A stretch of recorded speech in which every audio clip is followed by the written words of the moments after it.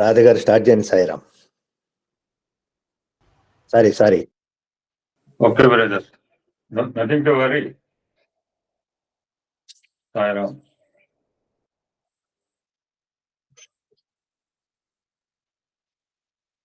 So great చారి Sairam. Sairam sir. Almost 5.5 years లో ఈ never ask నాకు భజన ఇవ్వలేదు, ఎప్పుడు అడిగిన నాకైతే కనపడలేదు. పడతారు లేకుంటే అలా ఉంటారు, అంతే సార్.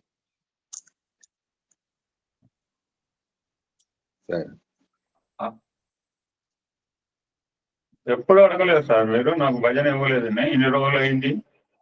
అవును సార్, ఇస్తారు కదా, ఎలాగో నా టర్న్ వచ్చినప్పుడు ఎలాగో వస్తుంది, అందుకే వెయిట్ చేస్తాను. పడతాది నా మాట వినపడుతుందా? వినపడుతుంది సార్. అంటే ఇవాళ వేరే చోట దేవుడి రూమ్లో కూర్చున్నా, అంటే దేవుడు లేని చోట ఇక్కడ దేవుడి రూమ్లో కూర్చున్నా అనకూడదు మనం. యాక్చువల్గా అయితే మా పూజా మందిర్లో కూర్చున్నాను చాలా రోజుల తర్వాత. Sir okay, thank you sir, thank you so much. అందరికీ సాయిరామ్ అండి. సో నేనే టాపిక్ కంటిన్యూ. అనుకోకుండా ఎలా ఉంటుందంటే ఇవాళ నేను Sai inspires start for the day కూడా చెప్పబోయే అంశమే ఉంది ఇవాళ. అది చూస్తే నేను ఆల్రెడీ అక్కడ మెసేజ్ కూడా పెట్టినా, మనం చెప్పబోయే అంశం అక్కడ ఇవాళ ఫర్ ది డేలో వచ్చింది.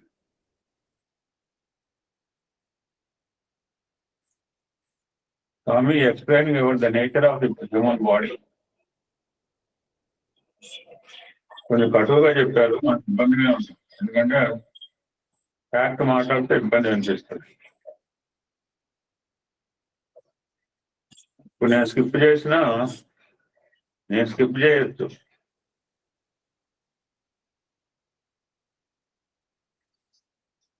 ఇప్పుడు కూడా అలానే మాట్లాడతారు.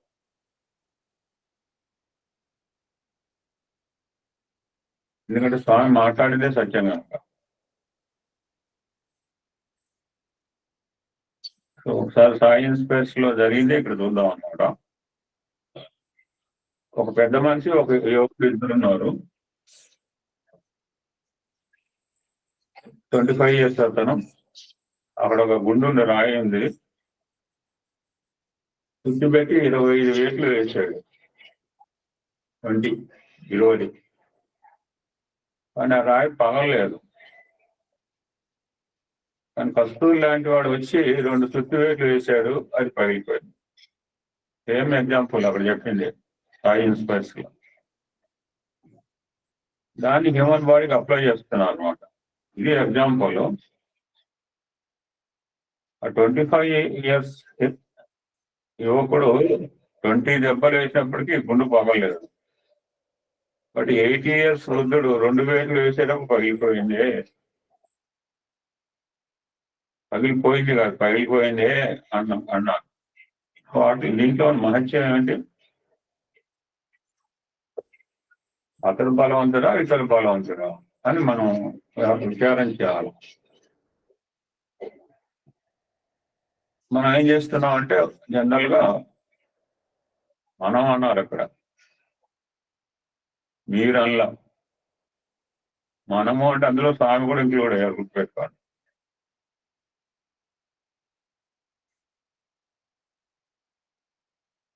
న్యాయంగా అయితే ఏమన్నారు, మీరు అని వాడాలి అక్కడ. మనం ఉర్దూ వేసిన 2 దెబ్బలనే కౌంట్ చేస్తుంటాం. ఆ 2 దెబ్బలకి అది పగిలిందని మనం భావిస్తాం. కాదు, అది పగిలింది 22 దెబ్బలు. 20 దెబ్బలు యువకుడు వేశాడు, అది మెత్తబడింది. 2 దెబ్బలు వేసేవారికి 2 చీలికలు అయిపోయింది. So now the same example applicable to our human body nature. అదేవిధంగా పోయిన జన్మలో ఎన్నో సాధనలు చేసి ఎన్నో విషయంలో అనుభవించి దేహం తాళించాడు. ఈ జన్మంలో వృద్ధాప్యం రాకపోవడమే దీన్ని పూర్తిగా ఊహించుకున్నాడు.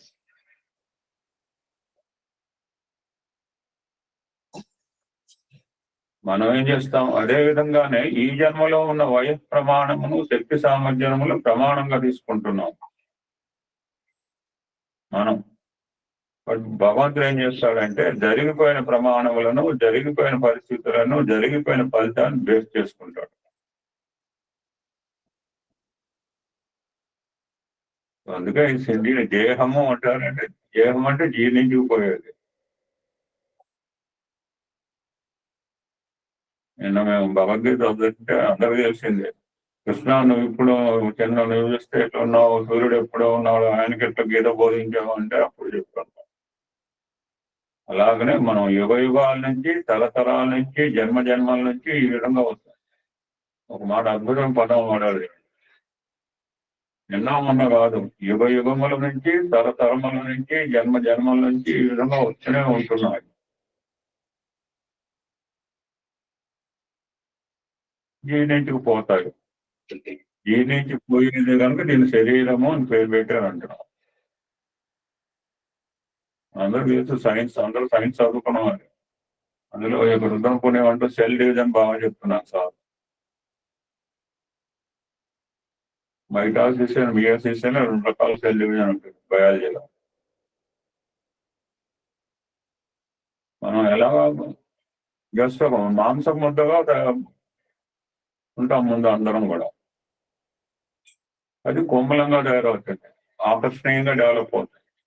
భక్త కాలంలో అద్భుతమైన పాట పాడాడు తుకారాం, కనసాల గారు అద్భుతమైన పాట. క్రమక్రమేణా వికారం పొందుతుంది, అనేక చేంజెస్ పని తీరుకి జీర్ణించుకోవచ్చు.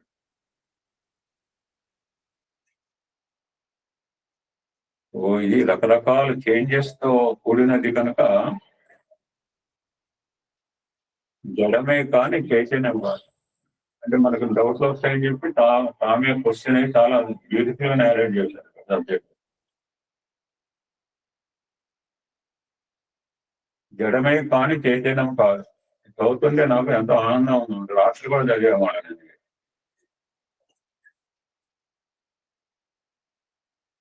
ఏమన్నారు? జడమే కానీ చైతన్యం కాదన్నారు. అయితే మాట్లాడుతుంది, తిరుగుతుంది, పనిచేస్తుంది, పెరుగుతుంది. ఇది జడం ఎట్లా అవుతుందని సందేహం కలగవచ్చు. ఫర్ ఎగ్జాంపుల్, గడియారానికి కీ ఇస్తే 3 ముళ్ళు తిరుగుతుంటాయి, గంటలు కొడుతుంది, ఇన్ని గంటలు అయిందని చెబుతుంది. ఇది బాగా కదిలేంత మాత్రాన, గంటలు కొట్టినంత మాత్రాన ప్రాణం ఉండదని చెప్పడానికి వీలుందా? మన ఇంట్లో ఒక వాచ్ ఉండేది, వాల్ క్లాక్. అది వారానికి సిస్టమేటిక్ గా ఇవ్వాలి. మా ఫాదర్ ఆ విధంగా ఇచ్చేవారు. తదనంతరం మేము మా ఇష్టం వచ్చినట్టు మెయింటైన్ చేయలేకపోయాం డిసిప్లిన్ అన్నమాట. ఇప్పుడుగా వాచ్ మా 3వ సోదరింట్లో ఉంది. సిస్టమేటిక్ పైన ఉండేది. ఆయన ఎప్పుడు ఆదివారం ఫలానా టైంకి ఇవ్వాలి అంటే ఆ టైంకే ఇచ్చేవారు. ఆయన చేతికి అందదు, మన పైకి ఎక్కి ఇవ్వాలా. ఇది కేవలం కీ యొక్క ఆధారం చేతనే నడుస్తుంది, గంటలు కొడుతుంది. జస్ట్ లైక్ దట్, దైవం యొక్క చైతన్య శక్తి చేతనే ఈ దేహం నడుస్తుంది, మాట్లాడుతుంది, చూస్తుంది, అన్ని పనుల్లో పాల్గొంటుంది. ఆ కీ లేకపోతే ఏ విధంగా గడియారం నడవలేదో, గంటలు చెప్పలేదో, అదే విధంగానే దైవత్వం అనే చైతన్యం లేకపోతే శరీరం ఏ పని చేయలేదు. మనందరికి బాగా తెలిసిందే, కొత్త విషయం ఏం కాదు. తిరుగుతుంటాది, నడుస్తుంటాది, గంటలు చెప్తుంటాది గడియారం.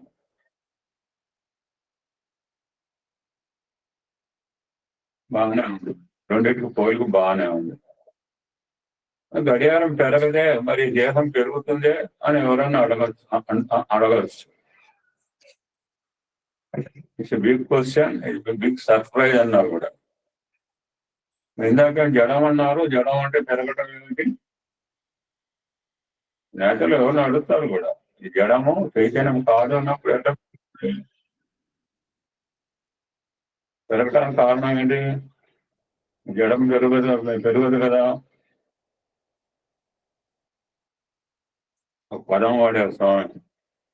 మేము నిన్న ఒక సత్సంగంలో స్కిప్ చేస్తే ఆ భక్తవత్సలం ఆ పదం వాడి నేను వాడద్దని చెప్పినప్పుడు 2 పదాలు ఉన్నాయి, ఎక్స్ అండ్ వై. వై దగ్గర ప్రధానమంత్రి, ఎఫ్ పదం నేను స్కిప్ చేసి చెప్పిన.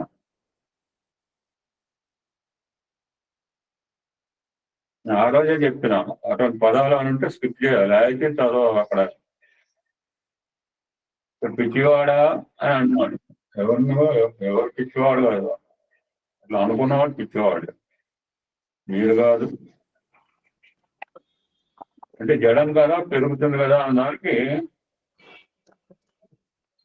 జడం పెరగదు కదా ఎవరిని అడిగారు అనుకోండి, అతనికి రిలేటెడ్ ఇది ఆన్సర్. పిచ్చివాడా, ఇల్లు ఊడ్చి ఇంత చెత్త తీసుకొని పోయి జనం కుప్పలో వేస్తుంటే కుప్ప కూడా పెరుగుతుంది.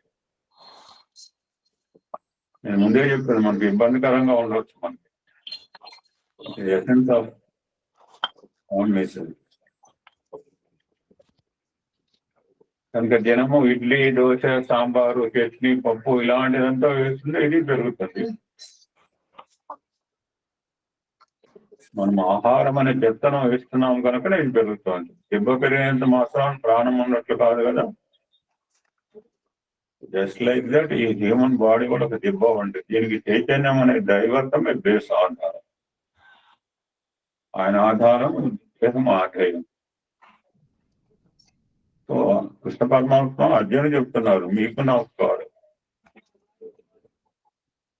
ఈ మాటలన్నీ కూడా అర్జున్తో అన్న మాటలు అన్నారు.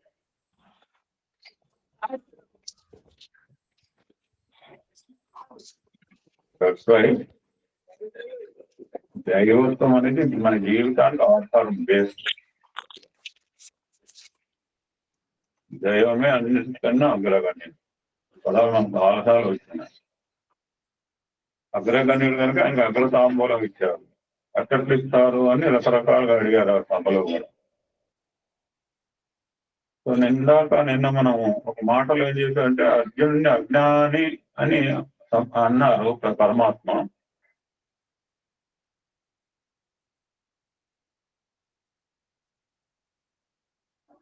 అట్లయితే అంటారండి, అర్జున్ బాగా చదువుకున్నాడు కదా, అజ్ఞాని అని చెప్పడంలో కొంత అర్థం లేనట్లుగా ఉంటుంది అని మనం అనవచ్చు. దానికి పరమాత్మే చెప్తున్నాడు, అర్జునుడు అనేక విధమైన అస్త్రశస్త్ర విద్యలను అగ్రగణ్యుడే కానీ ఆత్మజ్ఞానం మాత్రం వెనుకబడినవాడు. ఒక్కొక్కరు తమ తమ శక్తిని, బలమును ఒక్కొక్క మార్గంలో స్పెషలైజ్ చేస్తుంటారు. ఒకడు బ్యాటర్ ఉంటాడు, ఒకడు బౌలింగ్ చేస్తాడు, ఒకడు వికెట్ కీపర్ చేస్తాడు. ఆల్రౌండర్లు అంటే అక్కడ 11 మంది ఆల్రౌండర్ ఉంటాడు క్రికెట్ టీమ్ లో, 2-3 ఆల్రౌండర్స్ ఉంటారు. You can bowl and bat. ఒక్కొక్కరు తమ తమ శక్తిని, బలమును ఒక్కొక్క మార్గంలో స్పెషలైజ్ చేస్తుంటారు. ఇప్పుడు డాక్టర్స్ ఉన్నారు, స్పెషలైజేషన్ ఉంటుంది. కొంతమంది తమ శక్తిని సంగీతంలో డెవలప్ చేసుకుంటుంటారు.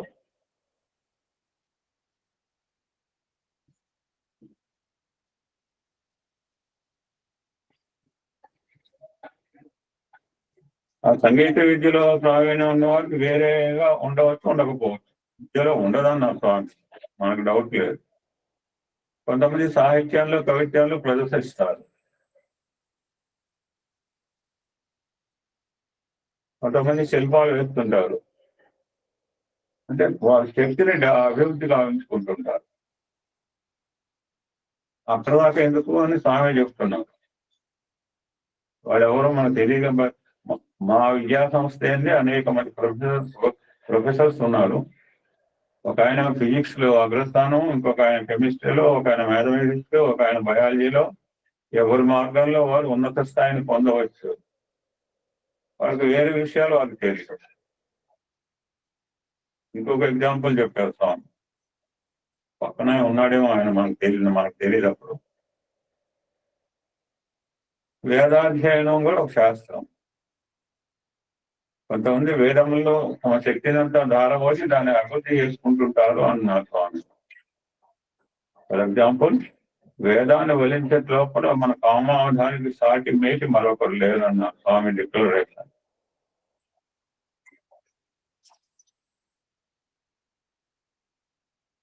వేదంలో మహా పాండిత్యం పొంది ఉన్నత స్థాయిని అందుకున్నాడు. ఇంకొక మాట కూడా చెప్పారు.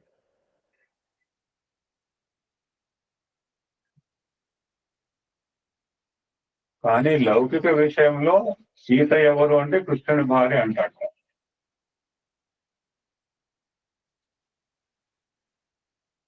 లౌకికంలో అతనికి ఏమీ తెలియదు పాపం. కారణం ఏమిటి? వారి వారి ఉన్న శక్తిని ఒక్కొక్క కోణం లోపల దాన్ని అభివృద్ధి చేసుకుంటూ పోతుంటారు.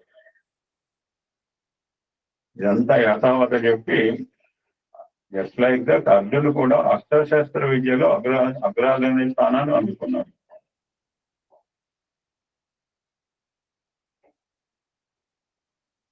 మిగిలిన విషయాలు అతనికి సరిగా తెలియదు. ఇందాకే అనుకున్నాం దైవమే అన్నిటి ఎందు అగ్రగణ్యుడు. ఆ మాట ఇక్కడ చెప్తున్నాను. అన్ని రంగముల ఎందు అన్ని విషయముల ఎందు అగ్రగణ్యుడైన వాడు ఒక దైవం మాత్రమే.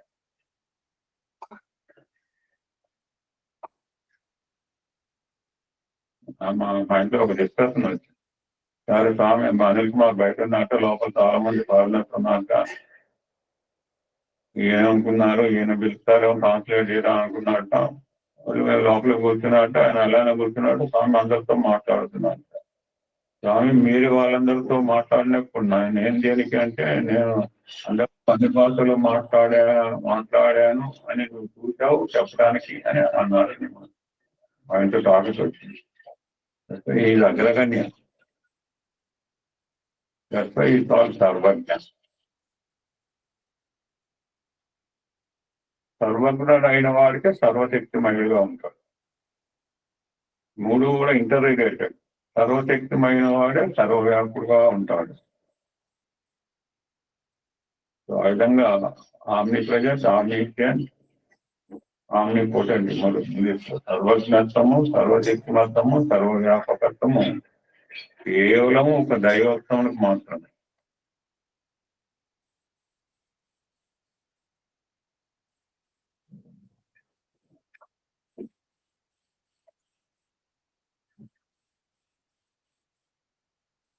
ఓకే, ఇంకొక చిన్న బిట్ చూసి యూ కెన్ కమ్.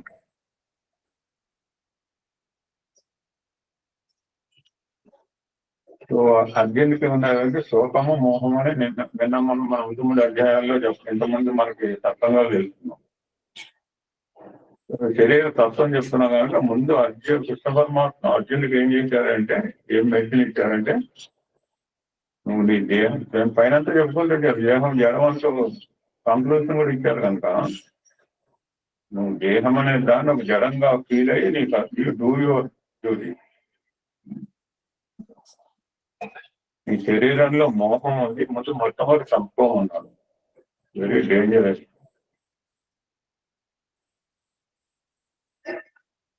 దానివల్ల ఏం చేస్తుంటే ఏది నిత్యము ఏది అనిత్యం అని దాన్ని చేయడానికి అవకాశం లేకుండా చేస్తుంటారు. అది ఉందనుకో డోంట్ యాక్సెప్ట్ ఎనీథింగ్. అన్యాన్ని ఏమాత్రం అంగీకరించారు. చిన్న కథ మన శాస్త్రి గారు చెప్తారు ఒక పర్యాయం. ఎవరైనా ఒక గ్రంథంలో చెప్తున్న వాళ్ళు అంటే వాళ్ళకి ఎంత నాలెడ్జ్ ఉందో ఆలోచించాలి. ఎన్ని గ్రంథాలు చదివితే ఎన్ని విషయాలు చెప్పాలి. ఒక గంటను పోతే 4 గంటలు స్పష్టంగా చెప్పేస్తాను మొన్న ఒకరికి. సో ఏంటంటే ఇది మోహం కనుక ఉంటే డోంట్ యాక్సెప్ట్ ఎనీథింగ్.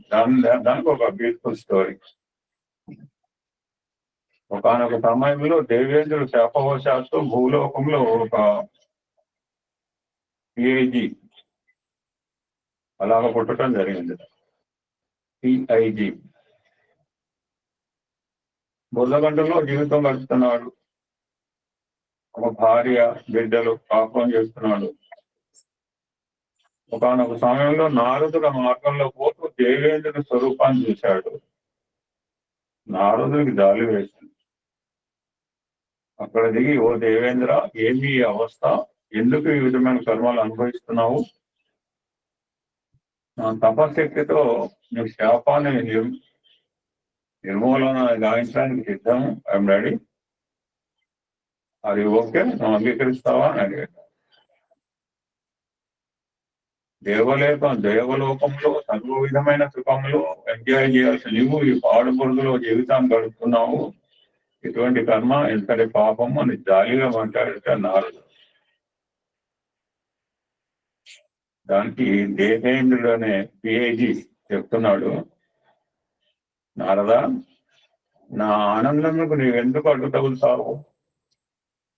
ఈ బురదలో ఉన్న ఆనందం దేవలోకంలో కూడా లేదు. నా భార్య బిడ్డలతో నేను అనుభవించే ఆనందం స్వర్గమునందు కూడా కనిపించదు. ఇలాంటి ఆనందములకు నీవు అడ్డు తగలకుండా దయచేసి నీవు వచ్చిన మార్గాన్ని పట్టుకొని వెళ్ళమన్నాడు. What is the reason? మోహం అనే మాయ చేత తిప్పుబడిన దేవేంద్రునకు కట్టగడబడికి దేవలోకం కూడా విసిగెత్తింది. మోహంలో ఉన్న వ్యక్తికి ఏమీ కనిపించదు, పెద్ద మాయా శిక్ష. దాన్ని నిర్మూలించుకోవాలి అంటే ఏం చెప్తున్నాడు పరమాత్మ? అర్జునుకు నువ్వు ఆత్మశక్తి అనే జ్ఞానాన్ని డెవలప్ చేస్తామని చెప్తున్నాడు. పరమాత్మ అర్జునుడికి మొట్టమొదట ఆ యోగం ఈ యోగం కాదు, ఆత్మ విద్యను బోధించడానికి రెడీ అయ్యాడు.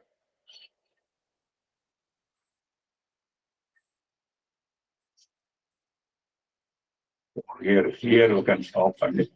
ఓం శాంతి శాంతి శాంతి. సమస్త లోకాలు సుఖినో భవంతు. ఎం రాధా, ఈ సబ్జెక్టులన్నీ కూడా ఇప్పుడు రాబోయే ఆత్మారామంలో ఎసెన్స్ ఆఫ్ ది రామాయణ చెప్తున్నారు. మీరు మాకందరికి అర్థమయ్యే విధంగా చెప్పండి దయచేసి.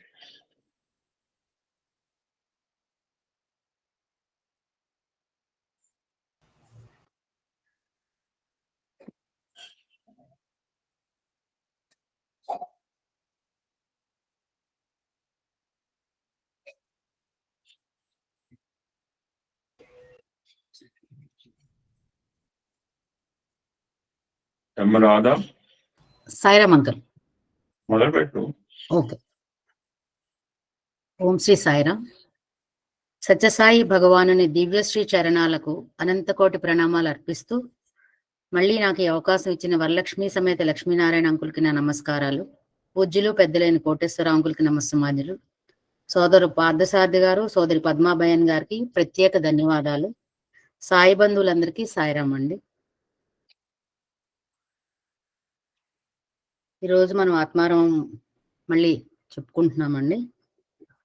శ్రీరామ జయ రామ జయ జయ రామ, ఇనవంశ సోమ హే పరంధామ, లోకాభిరామ కారుణ్యధామ, దశరథ పుత్ర శ్రీరామచంద్ర పట్టాభిరామ, సీతా మనోహర శ్రీరామ జై జై జై. ముందుగా మనం ఈ రామాయణం గురించి చెప్పుకుంటున్నాం కదండి ఆత్మారామంలోని. అంటే రామాయణం అనేది మనం ఎందుకు వినాలి, ఎందుకు చదవాలి అనేది ఒక చిన్న విషయం చెప్పి మొదలు పెట్టుకుందామండి. అంటే మనం అందరం వాట్సాప్లో మెసేజ్లు అవి బాగా చూస్తూ ఉంటాం. అందులో కొన్ని పనికొచ్చే ఉంటాయి, కొన్ని పనికిరానివి ఉంటాయి. అట్లాగే ఒక వాట్సాప్ మెసేజ్ నాకు నచ్చిందండి రామాయణం గురించి. అందరూ చూసే ఉంటారో ఏమో, కానీ ఒకసారి నేను అది మీకు చెప్పాలనుకుంటున్నాను. నాకు చాలా బాగా నచ్చింది అది రామాయణం గురించి. ఒక ఊళ్ళో ఒక ప్రవచనం జరుగుతుందటండి. అక్కడి ప్రవచనం జరగడం మొదలు పెట్టేటప్పటికి అక్కడి నుంచి ఒక ఆవిడ లేచి వెళ్ళిపోతుందిట. అప్పుడు ఆ ప్రవచనకర్త అన్నారట, ఎందుకమ్మా వెళ్ళిపోతున్నావు అని. ఆవిడ చెప్పిన సమాధానం ఏం చెప్పిందంటే, రామాయణంలో రాముడు సీతను వదిలేశాడు కదండి, నన్ను వదిలేస్తాను అంటున్నాడు మా ఆయన. అది గుర్తొచ్చి బాధ అనిపించి వెళ్ళిపోతున్నానండి గురువుగారు అని చెప్పిందట ఆవిడ. దానికి ఆ ప్రవచనకర్త గురువుగారు ఇలా అన్నారట, రామాయణం సరిగ్గా చదవమని నీ తండ్రికి, భర్తకి, కొడుక్కి, చివరకు నీ మనవడికి కూడా చెప్పు. ఎందుకంటే అని చెప్పి నవ్వుతున్నారట ఆయన. ఎందుకు చదవాలి అనేది చెప్పి నవ్వుతున్నారట గురువుగారు. ఆయన ఏం చెప్తారా అని అక్కడ ఉన్న ప్రేక్షకులందరూ చాలా ఉత్సాహంగా ఉత్సుకతో వింటున్నారట. ఆయన చెప్తున్నారట గురువుగారు, భార్య గురించి చెడుగా విన్నా కూడా పరీక్ష వద్దు. అంటే మన శ్రీరామచంద్రుడు పరీక్ష పెట్టారు కదండి సీతాదేవికి, అలాగ పెట్టొద్దు అని చెప్తుంది రామాయణం. భార్య దూరమైనా మరొక వివాహం ఆలోచనే రాకూడదని రాముడి కథ రామాయణం. ఆత్మగౌరవానికి అవమానం జరిగినప్పుడు తల వంచుకుని సేవ చేయడం కన్నా భూగర్భ ప్రవేశం మంచిదన్నది సీత కథ. స్త్రీలందరికీ ఇది ఒక గుణపాఠం. మరణం మంచం అంచున నువ్వు సొమ్మసిల్లి ఆఖరి చూపుగా నిన్నొక్కసారి చూడాలని ఉంది రామా అని కబురు చేసినప్పుడు తండ్రి మాట విని రాముడు సర్వం త్యజించినట్టు రాజభోగాలు ఇచ్చే విదేశీ సుఖాలన్నీ అంతగా అవసరమైతే ఉద్యోగాన్ని కూడా పక్కన పెట్టి నిన్ను చూడడానికి వచ్చేటంత ప్రేమను పెంచుకోమని నీ కొడుక్కి చెప్పాలి. అంతే కదండి, పట్టాభిషేకానికి సంయుక్తుడు అవుతున్నాడు, రెడీ అవుతున్నాడు రామచంద్రుడు. అటువంటి సమయంలో దశరథ మహారాజు పిలిచి నువ్వు అరణ్యవాసానికి వెళ్ళాలి అంటే ఆనందంగా వెళ్ళిపోయాడు, అవన్నీ వదిలేసి ఆ సుఖాలన్నీ. అట్లాగా ఎక్కడ ఉన్నా కూడా పిల్లలు మన కోసం అంటూ వెంటనే వచ్చేటట్టుగా ఈ రామాయణం చదవడం వల్ల వినడం వల్ల వాళ్ళకి రాముడు ఎట్లాగా కొడుకుగా ఉన్నాడు అనేది వాళ్ళు తెలుసుకుని తల్లిదండ్రులకు అవసరం అయినప్పుడు వీళ్ళు కూడా అట్లా రావాలి అనేది కూడా దీని ద్వారా మనం నేర్చుకోవచ్చు అని కూడా చెప్తున్నారు. ఉద్యోగాన్ని పక్కన పెట్టేసి మనల్ని చూడడానికి వచ్చేంత ప్రేమను పెంచుకోవాలని కొడుక్కి చెప్పాలటండి రామాయణం చెప్తుంది. నిర్హేతుకమైన కోరికలు వెనుక వెళ్ళటం, బంగారు లేడి వెనుక పరిగెత్తడం అంత ప్రమాదమని నీ కోడలికి రామాయణం చదివితే తెలుస్తుంది. గొంతెమ్మ కోరికలు ఎక్కువైపోతే వాటి వల్ల ఎంత అనర్థం ఉంటుంది అనేది కూడా, మరి సీతా మహాలక్ష్మి లాంటి సాధ్వీమనే బంగారు లేడి కోసం వెళ్ళడం వల్ల ఇంత అనర్థం అంతా జరిగిందని అనుకుంటాం. అంటే అఫ్ కోర్స్ అది రామాయణంలో అవి జరిగితే గానీ రావణ వధ జరగదని విషయం అందరికీ తెలుసు, కథను అలా మళ్ళిచ్చారు. సో అట్లాగే మనం ఈ కాలంలోని అత్యాశకు పోకూడదు. పోతే ఏం జరుగుతుంది అనేది, ఈ కోరికల వెంట పరిగెడితే ఏం జరుగుతుంది, ఎంత ప్రమాదం జరుగుతుంది అనేది కోడలికి తెలియాలి అంటే రామాయణం చదవమని చెప్పు. వనమున చదివిన తండ్రిని మించిన తనయులైన లవకుశుల చరిత్ర, చదువుకి సుఖ సౌఖ్యాలు తప్పనిసరి కాదని నీ మనవలికి చెబుతుంది. అందుకే పిల్లలు, పెద్దలు, స్త్రీలు, పురుషులు అందరూ చదవాలి ఆ పురాణ గ్రంథం. నిజమేనండి, లవుడు కుసుడు ఎక్కడ చదువుకున్నారండి? అరణ్యంలోని ఆశ్రమంలో, ముని ఆశ్రమంలో, వశిష్ఠ ముని ఆశ్రమంలో చదువుకున్నారు. కానీ వాళ్ళు ఎంత మేధావులుగా అయ్యారు. ఇవాళ రేపు మనకి లగ్జరీ లైఫ్ అలవాటైపోయి పిల్లలు ఏసీ రూముల్లో కూర్చొని చదువుతున్నారు. అయినా కూడా వాళ్ళలోని ప్రవర్తనలోని ఏమాత్రం మార్పు ఉండట్లేదు. అంటే అందరిలోని కాదు, కొంతమంది చాలా పద్ధతిగా ఉంటారు, కొంతమంది ఇట్లా అలవాట్లకి, చెడు అలవాట్లకి, వాటికి మారిపోతున్నారు, బానిసలు అయిపోతున్నారు, సుఖాలు ఎక్కువైపోయి. అందుకనే మనం ఎక్కడ ఉన్నా మన యొక్క వ్యక్తిత్వాన్ని మనం గుర్తించుకోవాలి అనే విషయం కూడా ఈ రామాయణం వల్ల తెలుస్తుంది, పురాణ గ్రంథం వల్ల. ఈ అద్భుతమైన ప్రవచనం వింటూ ఉంటే ఒళ్ళు అప్రయత్నంగా పులకరించిపోయింది. ఎన్నో జీవిత సత్యాలు తనలో నింపుకున్నది ఈ ఇతిహాసం. అమితమైన సంతోషాలు ఉన్నప్పుడు వాగ్దానాలు చేయొద్దని చెప్పేది కైకతో వ్యవహారం. అది మనకు చాలా ఆనందం వచ్చినప్పుడు కొన్ని ప్రామిసులు చేసేస్తూ ఉంటాం. ఆ ప్రామిసులు చేయకూడదు, ఎందుకంటే వాటిని నిలబెట్టుకోవాలి కదా. ప్రామిస్ చేసామంటే నిలబెట్టుకోవాలి. ఆ నిలబెట్టుకునే స్తోమత మనకు ఉందా లేదా? ఇప్పుడు ప్రామిస్ చేస్తాం అనుకోండి, అప్పుడు నిలబెట్టే టైంకి మనకి ఏమొస్తుందో తెలియదు, దాన్ని నిలబెట్టగలమో లేదో తెలియదు. సో అట్లా కైకకి దశరథ మహారాజు ఇచ్చిన వరం ఇలా శాపంగా మారిపోయింది పాపం ఆయనకి. అందుకని వాగ్దానాలు చేయొద్దని చెప్తోంది రామాయణం కైక వ్యవహారంతో. పరస్త్రీపై వ్యామోహం వలదని లంకా దహనం, పరస్త్రీ మీద వ్యామోహం పెంచుకోబట్టే రావణాసురుడు పతనానికి కారణమైంది, లంకా దహనంకి కారణమైంది. ఇక పాత్రల ప్రసక్తికి వస్తే నిస్వార్థానికి ప్రతీకలు లక్ష్మణుడు, భరతుడు. ఎంత నిస్వార్థం అండి, వాళ్ళకున్న సుఖ సౌఖ్యాలన్నింటినీ వదిలేసుకుని, భార్యలను వదిలేసుకుని, రాజ్యాన్ని వదిలేసుకుని అన్న వెనకాల అరణ్యానికి వెళ్ళిపోయాడు లక్ష్మణుడు. అదే అన్న లక్ష్మణుడు వెళ్ళిపోయాక నాకు ఈ రాజ్యం వద్దనుకుంటూ భరతుడు కూడా వెళ్ళిపోయాడు, అక్కడ అరణ్యంలోనే ఉన్నాడు. అది నిస్వార్థంగా ఉండడం అనేది కూడా మనం రామాయణం చదవడం వల్ల, వినడం వల్ల తెలుస్తుంది మనకి. ఇక మన పాత్ర ప్రసక్తి వస్తే నిస్వార్థానికి లక్ష్మణుడు, భరతుడు. ప్రాణం ఉన్నంత వరకు నీతి వైపే నిలబడతానంటున్నాడు విభీషణుడు. రావణాసుడు అంతటి వాడు, అతనికి ఎంత మంచి అన్నదమ్ముడో చూడండి. అతను ఎంతసేపు నిజాయితీగా, నీతిగానే ఉంటాను అనేసి చెప్పాడు. అంటే దానివల్ల ఏంటంటే మనకి నీతి నిజాయితీతో ఉండాలి అనేది కూడా తెలిసింది.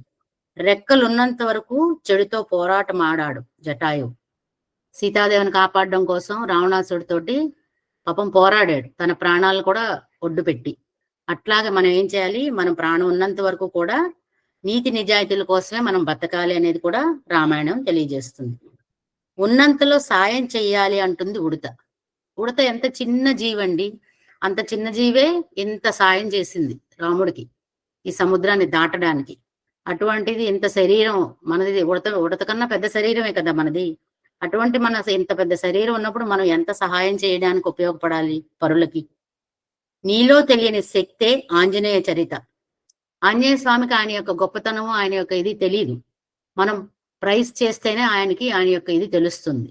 అట్లాగా మనలో ఏమున్నదని మనకి తెలియదు, కానీ మనల్ని మనం గమనించుకుంటే ఆ విషయాన్ని కూడా మనం గ్రహించుకోవచ్చు అని కూడా ఈ రామాయణం వల్ల మనం తెలుసుకుంటున్నాం. ఇంట్లో కానీ, ఆఫీస్లో కానీ, వ్యాపారంలో కానీ మనకు ప్రత్యర్థులు బలమైనగా ఉన్నప్పుడు వాళ్ళని ఎలా ఎదుర్కోవాలనేది కూడా లౌక్యంగా వాలి సంహారం వల్ల తెలుస్తుందండి. మనలో మన ఆఫీస్లో వాటిలో కూడా ఉంటారు కదా మనకి, వాళ్ళందరినీ ఎలాగ మనం ఫేస్ చేయాలి అనే విషయాన్ని కూడా ఆ లౌక్యాన్ని తెలుసుకోవడం కూడా ఈ రామాయణం ఉపయోగపడుతుంది వాలి సంహారం వల్ల. ఇలా ఎన్నో జీవిత సూత్రాలు, నీతి పాఠాలు ఉన్న ఇతిహాసమే రామాయణం. ఇలాంటివన్నీ మనకి నిజ జీవితంలో మనం ఫేస్ చేసే ప్రతి ఒక్కటి కూడా మనకి రామాయణం అనే దాని నుంచి పాఠం నేర్చుకోవచ్చు అని చెప్పి ఆయన ఇంకో మాట కూడా అన్నారండి. బురదలో ఉన్న కమలంలోని ఒకడు ఏంటంటే బురదనే చూస్తాడట, ఇంకొకడు కమలం చూస్తాడు. అంటే బురదను చూడడమా కమలం చూడడం అనేది మన విజ్ఞత, మనం చూసే దృష్టి బట్టే ఉంటుంది. అది కూడా చెప్పారండి, ఆధారపడి ఉంటుంది. చదివే అనుభవం ఫలితం కావాలి అంటే మనం చదువుకునే చదువుకి అనుభవము ఫలితము రెండు కావాలనుకుంటే ఏం చేయాలి? హంసలాగా నీరక్షీరాలను వేడదీసే ప్రవృత్తిని అలవాటు చేసుకోవాలి. హంస చూడండి, ఏం చదువుకుంది హంస అసలు? కానీ చక్కగా పాలని నీళ్ళని వేరు చేసే గుణం ఒక్క హంసకు మాత్రమే ఉంది. అట్లాగా అటువంటి ప్రవృత్తిని మనం అలవాటు చేసుకుని ఏది మంచి ఏది చెడు అనే విషయాల్ని వాటిని మనం గ్రహించుకోవడానికి కూడా ఈ రామాయణం అనేది మనకు ఉపయోగపడుతుంది. వినడం వలన, చదవడం వలన కూడా. ఈ రోజుల్లో ఎవరు చదవడం అనేది లేదులేండి, పెద్దవాళ్ళు ఎవరైనా ఉంటే చదువుతూ ఉంటారు. స్వామి దయ వల్ల మనకి ఇట్లా ఈ సత్సంగాల ద్వారా వాటి ద్వారా మనకి ఇలా రామాయణాన్ని పునశ్చరణం చేసుకోవడానికి కూడా మనకి అవకాశం కల్పించారు అంకులు అని చెప్పి, అట్లా ఇది రామాయణము దాని యొక్క సారాంశము అని చెప్పి. అంతేగాని రామాయణంలో ఇలా జరిగింది, అది చెడు జరిగింది, ఇది చెడు జరిగింది అది ఆలోచించకూడదు. రామాయణం వల్ల మనం ఏం గ్రహించాము, మన నిత్య జీవితాన్ని ఎలాగ ఈ సంసారాన్ని నడుపుకుంటూ సంసార బంధంలో ఉంటూ కూడా ఆ వాసనలకు మనం అలవాటు పడకుండా భగవంతుడి వైపు మన దృష్టిని మళ్లించుకొని మన జీవితాన్ని ఎలాగ సార్థకం చేసుకోవాలనేది ఈ రామాయణం ద్వారా మనం తెలుసుకోవచ్చు అని చెప్పి, అది ఆ మెసేజ్ యొక్క సారాంశం అండి. నాకు చాలా నచ్చింది, అందుకని మన ఈ సత్సంగంలో చెప్తే బాగుంటుంది అని చెప్పి నేను చెప్పాను. థ్యాంక్ యూ అంకుల్, నాకు ఈ అవకాశం ఇచ్చినందుకు మరొకసారి మీకు. ఇప్పుడు ఈరోజు మనం సత్సంగంలోకి వెళ్దామండి. 26వ చాప్టర్ అండి. కామితార్థంబులెల్లను కల్పతరువు వలెను దయచేయు దేవుండు కలడు మనకు. దుర్లభంబగు నరజన్మ దొరకు కనత అతడిని గాంచుట పరమ లక్ష్యంబు మనకు. దివ్యాత్మ స్వరూపులారా, సత్వ రజో తమో గుణములు మూడును ప్రపంచమునకు ప్రత్యేకంగా పరమాత్ముడు ప్రసాదించిన 3 ఆయుధములు. వీటిని సక్రమమైన మార్గంలో ఉపయోగించుకోవటము తెలియకపోవడము చేత ఈనాడు లోకములో విపరీతమైనటువంటి పదములు విజృంభిస్తున్నాయి. ఈ 3 గుణములు వృత్తి భేదమును పురస్కరించుకొని ప్రకృతి, అవిద్య, మాయ అని 3 రకములుగా విభజింపబడినవి. ఇందు మొదటిది ప్రకృతి. వికారమునందుట ఈ ప్రకృతి యొక్క స్వభావం. ఇది సృష్టికి కారణమగు భగవంతుని లీలకు ప్రధానమైన పనిముట్టు అగుట చేత ప్రకృతి అను పేరు వహించింది. ప్రకృతి నిరంతరము కూడాను మార్పు చెందినటువంటిది. ఇక అదండి, ప్రకృతి అనేది ఏంటంటే ఎప్పుడు ఎలా ఉంటుందో చెప్పలేం. ఉన్నట్టుండి ఎండ బాగా కాసేస్తుంది, లేదంటే మళ్ళీ చాలా చల్లగా అయిపోతుంది, సడన్ గా వర్షం వచ్చేస్తుంది. దాని ధర్మం, ప్రకృతి యొక్క ధర్మం అది. అట్లాగా కాకుండా మనం ఎలా ఉండాలి, మనకు సత్వ రజో తమో గుణాలని 3 గుణాలు ఉన్నాయి కాబట్టి వాటిని ఎలాంటి వాటితో పోల్చారు? ఈ 3 పోల్చారండి. మనకి ప్రకృతిలోని బీభత్సాలు అవన్నీ కూడా వచ్చేస్తూ ఉంటాయి కదా, వాటి గురించి. ప్రకృతి అవాంతరాలు, తుఫాన్లు అవన్నీ కూడా అది ఎప్పుడు వస్తుందో తెలియదు, అట్లా ఉంటుందని చెప్తున్నారండి. ఇంకా రెండవది అవిద్య, అంటే విద్య లేనితనం. ఇది జ్ఞానమునకు విరుద్ధమైనది. ఇది తమో గుణమును అభివృద్ధి పరిచి రాగద్వేషములకు అవకాశం అందిస్తుంది. అంతే కదండి. విద్య లేని వాళ్ళకి విచక్షణ జ్ఞానం ఉండదు అంటారు కదా. అలాంటప్పుడు వాళ్ళని ఏమంటారు? పశువుతో సమానంరా అంటారు. అట్లా అవిద్యతో ఉంటే ఏంటంటే మనకి ఏది మంచి ఏది చెడు అనే ఆలోచన జ్ఞానమే ఉండదు మనకి. దానివల్ల ఏంటంటే రాగద్వేషాలు, కోపము, అసూయ ఇవన్నీ మనలో పెరిగిపోతూ ఉంటాయి. తనలో ఉన్న దోషాలను కూడా సమర్థించుకుంటకు ప్రయత్నించును. అంటే మనం తప్పు చేసినా కూడా అది మనం చేసింది ఒప్పే అనే రకమైన అహంభావం మనలో ప్రవేశిస్తుంది. అంటే వాళ్ళకి తెలియదు కదా, చదువు లేకపోవడం వల్ల తెలియదు. అందుకని సత్య స్వరూపాన్ని అసత్యంగా భావించుకొనుట, అసత్యమును సత్యంగా విశ్వసించుట తమో గుణం యొక్క లక్షణం. అది అబద్ధం ఏంటి నిజమేంటి అదని తెలియదు. వాటి రెండింటినీ రివర్స్ లో అర్థం చేసుకుంటారు వాళ్ళు. ఇట్టి అజ్ఞానమును దూరం చేసుకొంటకు తగిన ప్రయత్నం చేయుటయే సరి అయిన కర్తవ్యం. అది మంచా చెడ అనేది విచక్షణ అనేది మనం చేసుకుంటే అది సరి అయిన కర్తవ్యము అని చెప్తున్నారు. ఇక మూడవది మాయ. ఇప్పుడు ప్రపంచం అంతా మాయలోనే ఉన్నది కదండి, మాయా ప్రపంచం. ఆ మాయలోనే అందరూ మునిగి తేలుతున్నారు. మూడవది మాయ. ఇది చిత్ర విచిత్రములను సృష్టిస్తుంది. అంతే. ఈ మాయ వల్ల ఏంటంటే అన్నదమ్ములు, అక్క చెల్లెళ్ళు అందరికీ కూడా భేదభావాలు వచ్చేస్తున్నాయి. మన అనే ఇది పోయి నువ్వు నేను అనే ఇదిలో మనం తయారైపోతున్నాం. మాయకు చేరరానిది ఒకటి లేదు. యావత్ ప్రపంచమును సృష్టించి ఆడించి లయమునర్చే శక్తి ఈ మాయకు కలదు. ఈ మాయ కదండి మనందరినీ కూడా అంటే సృష్టిస్తోంది, ఆడిస్తోంది, లయమనరుస్తుంది. అంటే దానిలో లీనం అయిపోయేటట్టుగా చేస్తోంది. మానవ జన్మను కూడా ఈ మాయే మూల కారణం. ఈ మన మానవ జన్మకు కూడా ఈ మాయ అనేది, ఈ మాయ వల్లనే కదా మనం అన్ని కూడా మోహం అయిపోయి, కోరికలు ఎక్కువైపోయి విధ్వంసానికి మనమే నాంది చేసుకుంటున్నాం. మనమే మన నాశనాన్ని కోరుకుంటున్నాం ఈ మాయలో పడిపోయి. మాయ యందే పుట్టి మాయ యందే పెరిగి మాయలోనే ఉందురు మందమతులు. బ్రతుకంతయను మాయ, భవబంధములు మాయ, సంసారమది మాయ, చావు మాయ, మాయ బ్రతుకింత మాయలో బడనేలా. ఎంత చక్కగా చెప్పారు చూడండి స్వామి. మాయలోనే పుడుతున్నాం, మాయలోనే పెరిగిపోతున్నాం. అంతా మాయ, మాయలోనే ఉండిపోతారు మందమతులు, బుద్ధి జ్ఞానం లేని వాళ్ళు. బ్రతుకంతా కూడా మాయలోనే బతికేస్తున్నారు. భవబంధాలు అంటే రిలేషన్స్ ఏమీ లేవు, అన్ని మాయే, అంతా ఆర్టిఫిషియల్ అన్నమాట. భవబంధాలు కూడా ఇవాళ రేపు. సంసారం ఒక మాయ, చావు ఒక మాయ. ఈ బ్రతుకంతా మాయలోనే గడిచిపోతోంది. ప్రకృతిని దేహంగా ధరించుట చేత పరమాత్మునికి మాయ స్వరూపుడని పేరు. పరమాత్ముడు మాయను ఉపాధిగా ధరించినవాడు కనుక మాయోపాధీశ్వరుడని కూడా పిలవవచ్చు. వృత్తి భేదములను పురస్కరించుకొని ప్రకృతి, అవిద్య, మాయా అనే పేర్లు ఏర్పడ్డవే తప్ప ఈ మూడును అవినాభావ సంబంధంతో కూడినవే. అదండి, ఈ మూడిటికి ప్రకృతి, అవిద్య, మాయా అనే 3 పేర్లు ఏర్పరిచారు. కానీ ఈ మూడు ఒకదాంతో ఒకటి అవినాభావ సంబంధం కలిగి ఉన్నవే. నిజమే కదా. ఇవన్నీ కూడా ప్రకృతిలో ఉన్నాము మనం, విద్య అవిద్య అనేది కూడా మనం తెలుసుకుంటున్నాం, మాయ అనేది కూడా తెలుసుకుంటున్నాం. ఈ మూడు కూడా ఒకదాంతో ఒకటి సంబంధంతో ఉన్నవే. మనం అందుకని ప్రకృతి దేహంగా ధరించడం చేతే పరమాత్ముడికి మాయా స్వరూపుడని పేరు. మన స్వామి నామంలో మనం అనుకుంటాం లీలా మానుషధారి, మాయా వేషధారి అని మనం అనుకుంటూ ఉంటాం కదా. ఆయనకు తెలుసు, అందుకనే ఆయన్ని మాయా వేషధారి అని కూడా మనం అనుకుంటున్నాం. సర్వం తెలిసినవాడు, సర్వాంతర్యామి మన స్వామి. ఈ మూడింటిని మనం సాధించి జయించి తద్వారా మానవత్వమునకు సంబంధించిన దివ్యత్వమును పొందటానికి తగిన ప్రయత్నం చేయాలి. అదండి ఈ 3, ప్రకృతి, అవిద్య, మాయ, ఈ మూడింటిని మనం గమనించుకొని వాటిని సాధించి జయించడానికి మనం ప్రయత్నం చేస్తే అప్పుడు మానవత్వం నుంచి మనం దివ్యత్వం పొందడానికి దగ్గరగా చేరుకుంటాం. ప్రయత్నం చేయాలి అని చెప్తున్నారు. దీనిని సాధన చతుష్టయం అని కూడా పిలవవచ్చు. సాధన చతుష్టయం చేత మనము ఈ మూడింటిని సాధించుటకు అవకాశం ఉంది. సాధనమునకు సమకూరు ధనుల పనులు అన్నట్టుగా మనం ఏం చేయాలి, మనం ఏదైనా చెయ్యాలంటే సాధన చేయాలి కదండి. సాధన చేయకుండా ఏది రాదు. ఒక భజన ఉందనుకోండి, పాడాలంటే ఎంతో సాధన చేస్తే గానీ భజన పర్ఫెక్ట్ గా పాడలేం. అట్లాగే ఏ పని చేయాలన్నా సాధన అనేది మనకి ఇంపార్టెంట్ అని చెప్తున్నారండి. ఈ మూడింటిని సాధించటకు అవకాశం ఉంటుంది అప్పుడు ఈ సాధన చేయడం వల్ల.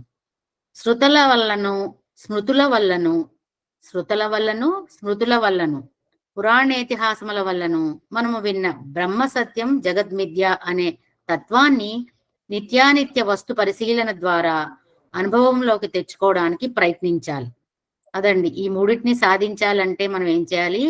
పురాణ ఇతిహాసాల వలన, శృతుల వలను, స్మృతుల వలను, అంటే స్మృతులు, జ్ఞాపకాలు, ఇవన్నీ కూడా మనం తెలుసుకోవాలి. బ్రహ్మ సత్యం జగత్ మిథ్య అనే తత్వాన్ని కూడా, ఈ బ్రహ్మ అనే సృష్టి అనేది సత్యం, జగత్ అనేది మిథ్య, అపోహ, ఇవన్నీ కూడా మనం తెలుసుకోవాలి. తెలుసుకుని నిత్యానిత్య వస్తు పరిశీలన ద్వారా అనుభవంలోకి తెచ్చుకోవడానికి ప్రయత్నించాలి. నిత్యం జరిగే విషయాలను మనం గ్రహించుకుంటూ ఇది నిత్యము ఇది అసత్యము అనేది మనం తెలుసుకుంటూ మన జీవన ప్రయాణం సాగించుకోవాలి. అనుభవమున తెలుసుకున్నదే నిజమైన జ్ఞానమగును. కానీ బ్రహ్మ సత్యం జగత్ మిథ్య అనే గ్రంథంలో చదివినంత మాత్రమున అది సరియైన జ్ఞానం కానేరదు. ఇప్పుడు పుస్తకాలన్నీ చదివేసి మనం చదివేసుకున్నాం, మనకు అన్ని తెలిసిపోయి అనుకుంటే దాని యొక్క అర్థం లేదండి. ఆ చదివిన దాన్ని మనం బాగా ఆకలింపు చేసుకోవాలి, అంటే అర్థం చేసుకోవాలి. అప్పుడే ఆ గ్రంథం చదివినంత ఫలితం దొరుకుతుంది మనకి. అప్పుడే సరి అయిన జ్ఞానం మనకు లభిస్తుంది. గ్రంథపరిచే జ్ఞానము మాత్రమే అవుతుంది. అది సరిగా అలా చదువుకుంటూ వెళ్ళిపోతే ఓన్లీ గ్రంథం చదివామని చెప్పుకోవడానికి మాత్రమే అది ఉపయోగపడుతుంది. కానీ దాన్ని అర్థం చేసుకోకపోతే దాని ఉపయోగమే లేదు అని చెప్తున్నారు. నిత్యము నిత్య జీవితమునందు ఇట్టి మార్పులను చూచునే ఉన్నాము. ఇవన్నీ మనం మన నిత్య జీవితంలో మన కళ్ళ ముందు జరుగుతూనే ఉంటాయి. ఇవన్నీ ఏది సత్యమని మనం భావింతుమో అది కొంతకాలమునకు అసత్యంగా రూపొందుతుంది. అసత్యమని మనం భావించినది కొంతకాలమునకు సత్యముగా నిరూపిస్తుంది. అది సత్యము అసత్యముగను, అసత్యము సత్యముగను దేశకాల పరిస్థితుల ప్రభావాన్ని పురస్కరించుకొని మారుతూ వస్తూ ఉంటాయి. అది కొన్ని రోజులు మనం నిత్యం అనుకున్నది, కొన్ని రోజులేక అది సత్యం అనుకున్నది అసత్యం అయిపోవచ్చు, తర్వాత అసత్యం సత్యం అయిపోవచ్చు. అందుకని అది దేశకాల పరిస్థితులు బట్టి మారుతూ ఉంటుంది. వాటిని మనం విచక్షణతోటి గ్రహించాలి అని చెప్తున్నారు. ఇది కేవలము మానవుని మనోదృష్టి తప్ప సత్యం యొక్క ప్రవృత్తి కానే కారదు. సత్యం ఎప్పటికీ ఒక్కటే, అది ఏకకాలం నందు కూడాను మారినటువంటిది. అదండి, సత్యం మారిపోయింది అసత్యం అయిపోయింది, అసత్యం మారిపోయింది సత్యం అయిపోయింది అని మనం అనుకుంటున్నాం. కానీ అది ఎప్పటికీ మారదు. నిజం అనేది నిజంగానే ఉంటుంది. నిజం నిలకడ మీద తెలుస్తుంది అన్నట్టు. ఇది సత్యము అంటే అది సత్యంగానే ఉంటుంది. ఇది నిత్యము అది ఎప్పుడు ప్రతిరోజు, నిత్యం అంటే ఎల్లప్పుడూ కూడా అది నిత్యంగానే ఉంటుంది. సూర్యుడు ఉదయిస్తాడు అనేది సత్యము నిత్యము, అది ఎప్పుడు జరుగుతూనే ఉంటుంది నిత్యమును. అట్లాగనమాట, అది ఎప్పటికీ ఒకటే, ఏ కాలం వచ్చినా కూడా అవి మారవు అని చెప్తున్నారండి. మారేటటువన్నీ అసత్యముల క్రిందనే రూపొందుతున్నాయి. కొన్ని వస్తూ పోతూ ఉంటాయి. రాకపోకలు కలిగిన తత్వము సత్తు కాక అసత్తు కాక సదసత్ క్రింద రూపొందుతూ వస్తుంది. దీనికి సదసత్ అని పేరు ఏ రీతిగా వచ్చిందనగా, అది ఒకప్పుడు మనకు కనిపిస్తున్నది కనుక అప్పుడు అది సత్, ఒకప్పుడు కనిపించదు అప్పుడు అది అసత్తు. అదండి, మనకు కనిపించేది ఒకప్పుడు సత్తు, కనిపించింది అసత్తు. అందుకే దీని సదసత్ అనే పేరు వచ్చిందటండి. ఇప్పుడు ఇట్లు ఒకప్పుడు ఉండటము మరొకప్పుడు లేకపోవటము అనే రెండు లక్షణాలు కలది కనుక దీనికి సదసత్ అని పేరు వచ్చింది. ఈ సదసత్తుకే మిథ్య అని పేరు. మిథ్యమయమైన జగత్తునకు సత్యమైన ఈశ్వరతత్వమును ఆధారం ఉండట చేతనే ఈ మిథ్యను మనం చూడగలుగుతున్నాము. ఆధారమైన సత్యమునందు అధేయమైన మిథ్యము కల్పితమైనటువంటి రీతిగా మనకు గోచరిస్తూ వస్తూ ఉంటుంది. ఈ జగత్తులో అన్నీ కూడాను క్షణమునకు మారుతుంటాయి. ప్రతి క్షణం మారిపోతూ ఉంటుంది కదండి, నిమిషానికి మారిపోతూ ఉంటుంది. మనుషులే మారిపోతున్నాము, మరి కాలము జగత్తు మారకుండా ఉంటుందా? క్షణం మారిపోతూ ఉంటాయి. అన్నీ కూడాను రాకపోకలతో సంబంధపడినటువంటివే. రాకపోకలు లేనటువంటిది బ్రహ్మతత్వం ఒకటే, అదే దీనికి ఆధారం. ఇట్టిది పెద్దల యొక్క అనుభవం చేతను, పెద్దల యొక్క సాంగత్యం చేతను, వారి యొక్క ప్రచార ప్రబోధల చేతను గుర్తించి వర్తించటం లోపల దీని యొక్క అనుభూతిని మనం అందుకోవడానికి అవకాశం ఉంటుంది. ఇవన్నీ మనకు తెలియనప్పుడు మనం ఏం చేయాలి? పెద్దల యొక్క సాంగత్యంలో మనం ఉండి వాళ్ళు చేసే ప్రచార బోధలు, ఇప్పుడు సత్సంగాలు అవి చెప్పడం వల్ల వాళ్ళు మనకు తెలియని విషయాలని మనం నేర్చుకుని ఎలా చేయాలి, ఏం చేయాలి అనేది తెలుసుకుంటున్నాం. అట్లాగే ఇప్పుడు స్పీచ్లు ఇస్తారు కదా ఆధ్యాత్మికవేత్తలు, వాళ్ళవి విని అట్లా మనం నేర్చుకుని వాళ్ళ ప్రచారాలు, వాళ్ళ బోధనలు విని దానిలో ఉన్న సారాంశాన్ని గుర్తించుకుని వాటిని అనుభూతిని పొంది అందుకోవడానికి మనకి అవకాశం ఉంటుంది అని చెప్తున్నారు. ఇక రెండవది ఇహమూత్ర వలభోగ విరాగం. ఇహమూత్ర వలభోగ విరాగం, దీని యొక్క తత్వం ఏమనగా, ఈ విరాగము ఈ లోకమున గాని, పరలోకమున గాని, స్వర్గలోకమున గాని, మరి ఏ లోకమున గాని తుచ్చములైన భోగభాగ్యములు అశాశ్వతమైనవని నిరూపిస్తుంది. అదండి, కోరికలు అనేవి తుచ్చమైనవి.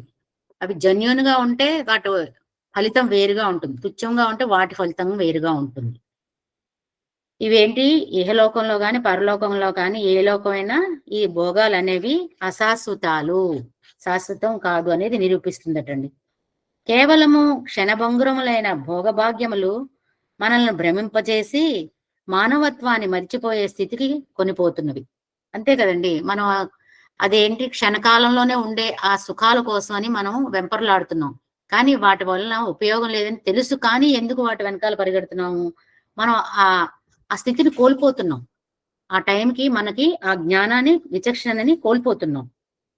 అది అలా భ్రమింపజేస్తోంది. ఆ కోరికలు మనల్ని మర్చిపోయే స్థితి చేస్తున్నాయి. మానవుడు అనుభవించిన ఆనందమునే తిరిగి అనుభవించడానికి కోరుతున్నాడు.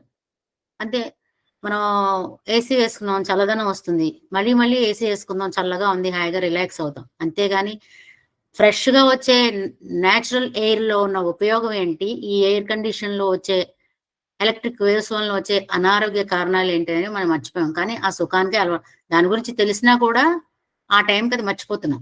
అట్లాగా మనం తిరిగి అదే మళ్ళీ మళ్ళీ అనుభవించడానికి మనం ప్రయత్నిస్తున్నాం. ఎంతకాలమైనను కూడా అనుభవించిన దాన్ని అనుభవించటకు ప్రయత్నం చేయుట మానవత్వం అనిపించుకోదు. అదండి, మనం దాన్నే పదే పదే కోరుకోవడం వలన మనం మానవత్వం అనేది అనిపించుకోదట. భౌతికములైన భోగభాగ్యములన్నీ కూడాను అశాశ్వతములైనటువంటివే. మనకు తెలుసు ఇవన్నీ అశాశ్వతము, ఏది శాశ్వతం కాదు. ఈ శరీరమే శాశ్వతం కాదండి. ఇంకా మనం జీవితంలో జరిగే విషయాలు శాశ్వతం ఎలా అనుకోవాలి? మనం ఈ శరీరము అశాశ్వతము అని తెలిసినప్పుడు మనం ఎలా ఉండాలి, ఏంటి భౌతికంగా అనే విషయాన్ని మనం చక్కగా అర్థం చేసుకోగలుగుతాం. అప్పుడే మనకి ఆధ్యాత్మిక చింతన అనేది ఏర్పడుతుంది. ఆ చింతన ఏర్పడినప్పుడు మనం భగవంతుడి దగ్గర చేరుకోవడానికి, మనకి పురోగమించడానికి మనకి అవకాశము, దారి దొరుకుతుంది.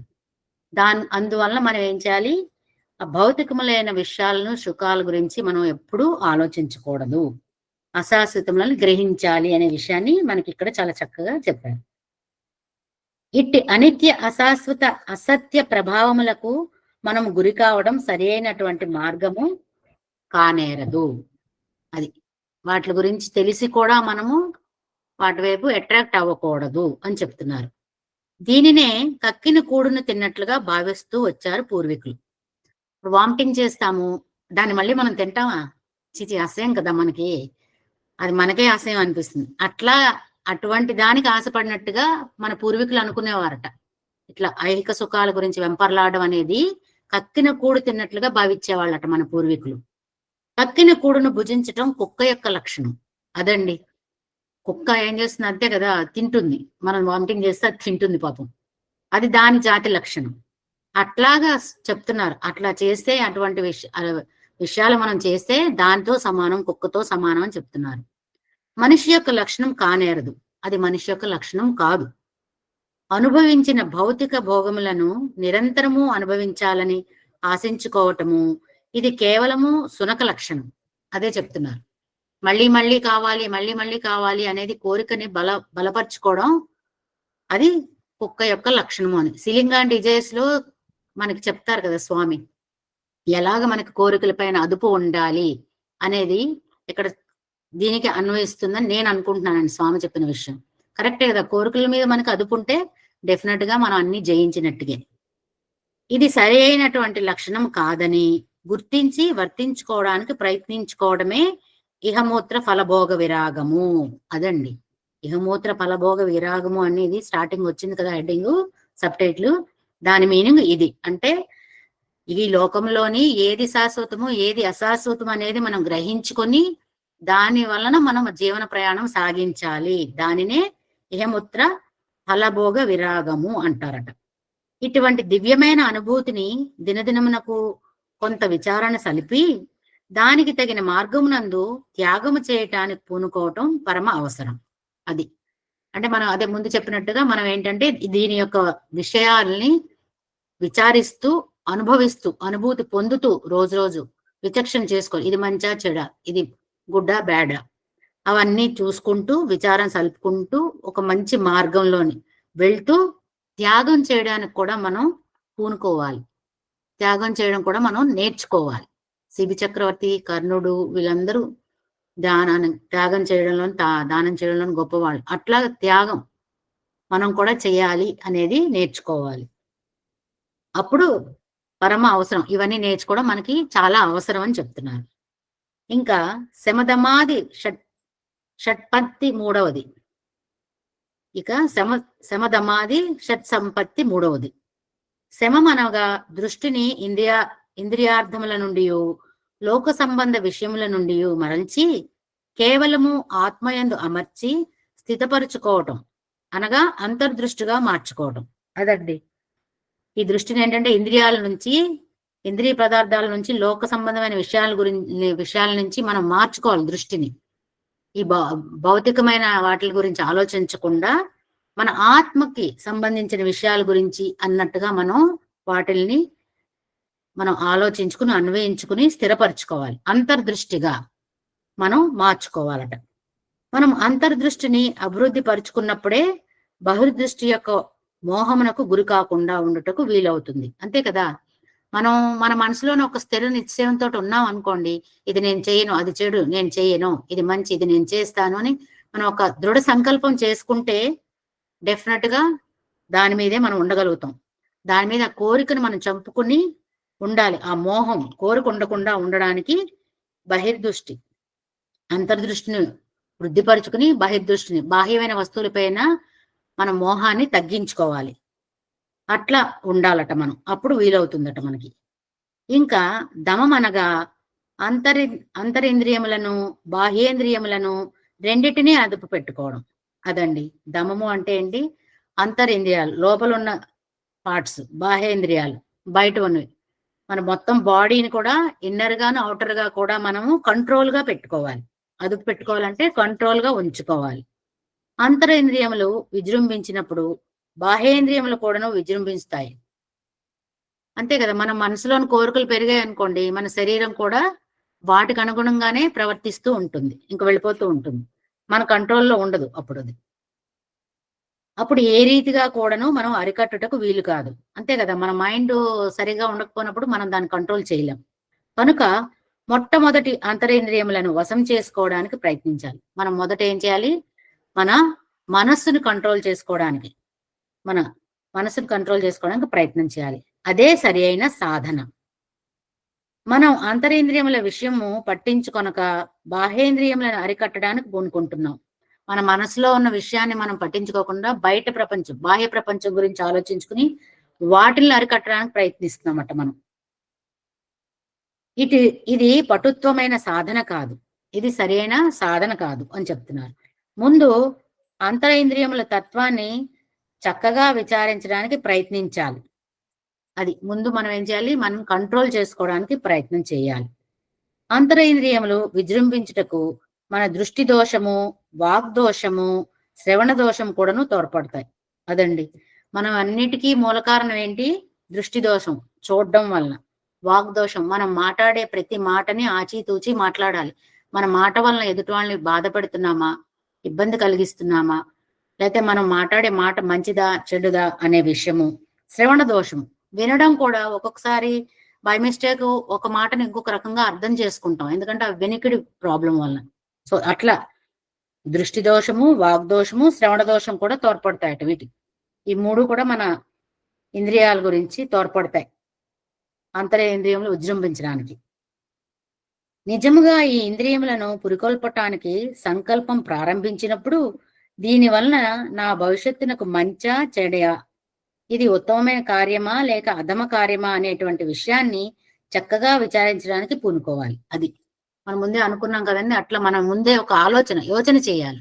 మనం చేస్తున్న పని మంచిదా చెడుదా, దానివల్ల మనకు ఉపయోగం ఉందా, నిరుపయోగం ఉందా, అది కరెక్ట్ చేసే కార్యమా కాదా, మనం ఉత్తమమైన కార్యమా కాదా అనేది మనం ఆ విషయాన్ని చక్కగా విచారం చేసుకోవాలట. మనం ఇది చేయదగినదా, చేయతగనిదా అనే విచారణ కూడా చేయాలి. అంటే ఇది మనం ఇప్పుడు చేయొచ్చా లేదా అనే విషయం కూడా. పవిత్రమైన నరజన్మం ఎత్తి ఇందులో నిత్య సత్యమైన ఆత్మతత్వాన్ని అనుభవిస్తూ తన యొక్క దివ్యత్వాన్ని ప్రకటింప చేయటానికి ఇంత మాత్రమైన ప్రయత్నం చేయకుండా ఇది నిజముగా మానవత్వానికి సరైనటువంటి పవిత్రత కాదు. అదండి, మనం ఏం చేయాలి, మానవ జన్మమే ఒక పవిత్రమైన జన్మ. అటువంటి ఇంత మంచి జన్మలో పుట్టి మనం ఇంత జన్మ ఎత్తి కూడా నిత్యము సత్యం ఏంటి, అసత్యం ఏంటి, ఆత్మతత్వం ఏంటి అనేవి మనం గ్రహించుకోకుండా మనకు వచ్చిన దివ్యత్వాన్ని మనం దేనికి ఉపయోగించుకోకుండా ప్రయత్నం చేయకుండా ఉంటే ఈ వచ్చిన మానవత్వం, ఈ దివ్య స్వరూపానికి పవిత్రత చేకూరదటండి. అది చెప్తున్నారు. ఇంకా మూడవదైన ఉపరతి.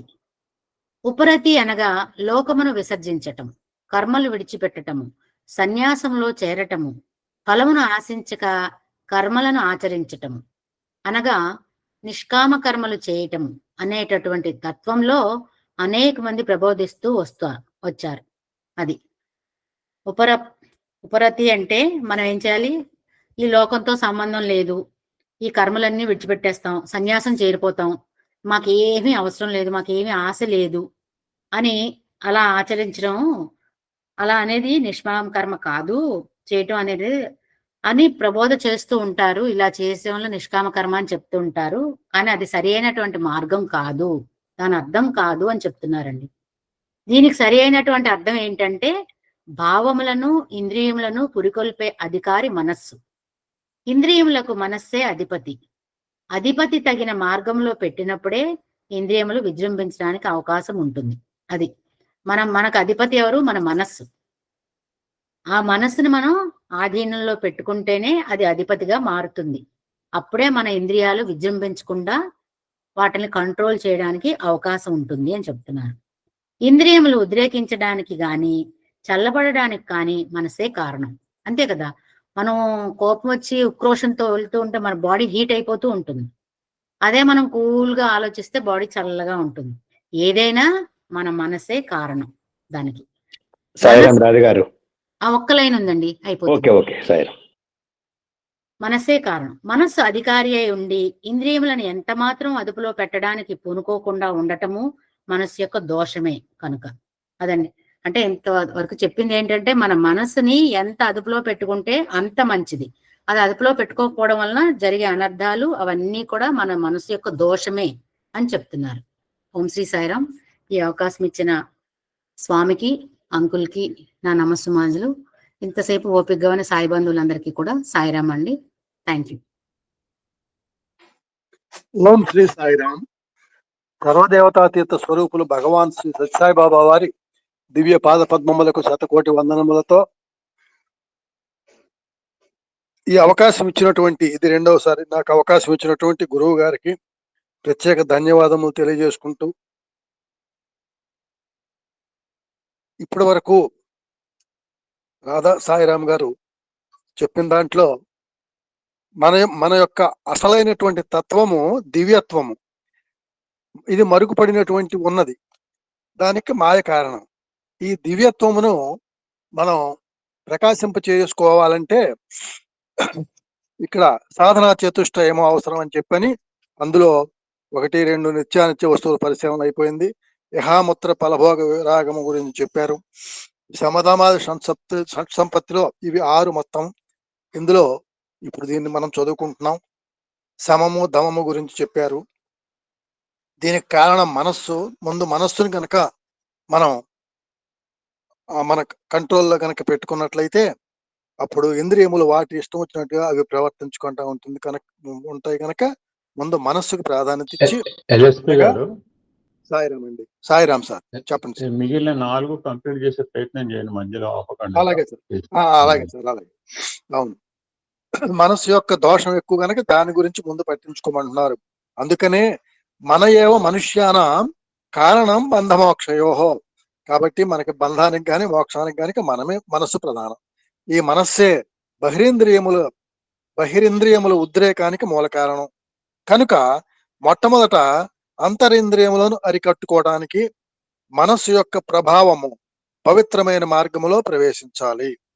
మనస్సును పవిత్రమైన మార్గంలో ప్రవేశింపజేయటానికి సత్సంగం కావాలి.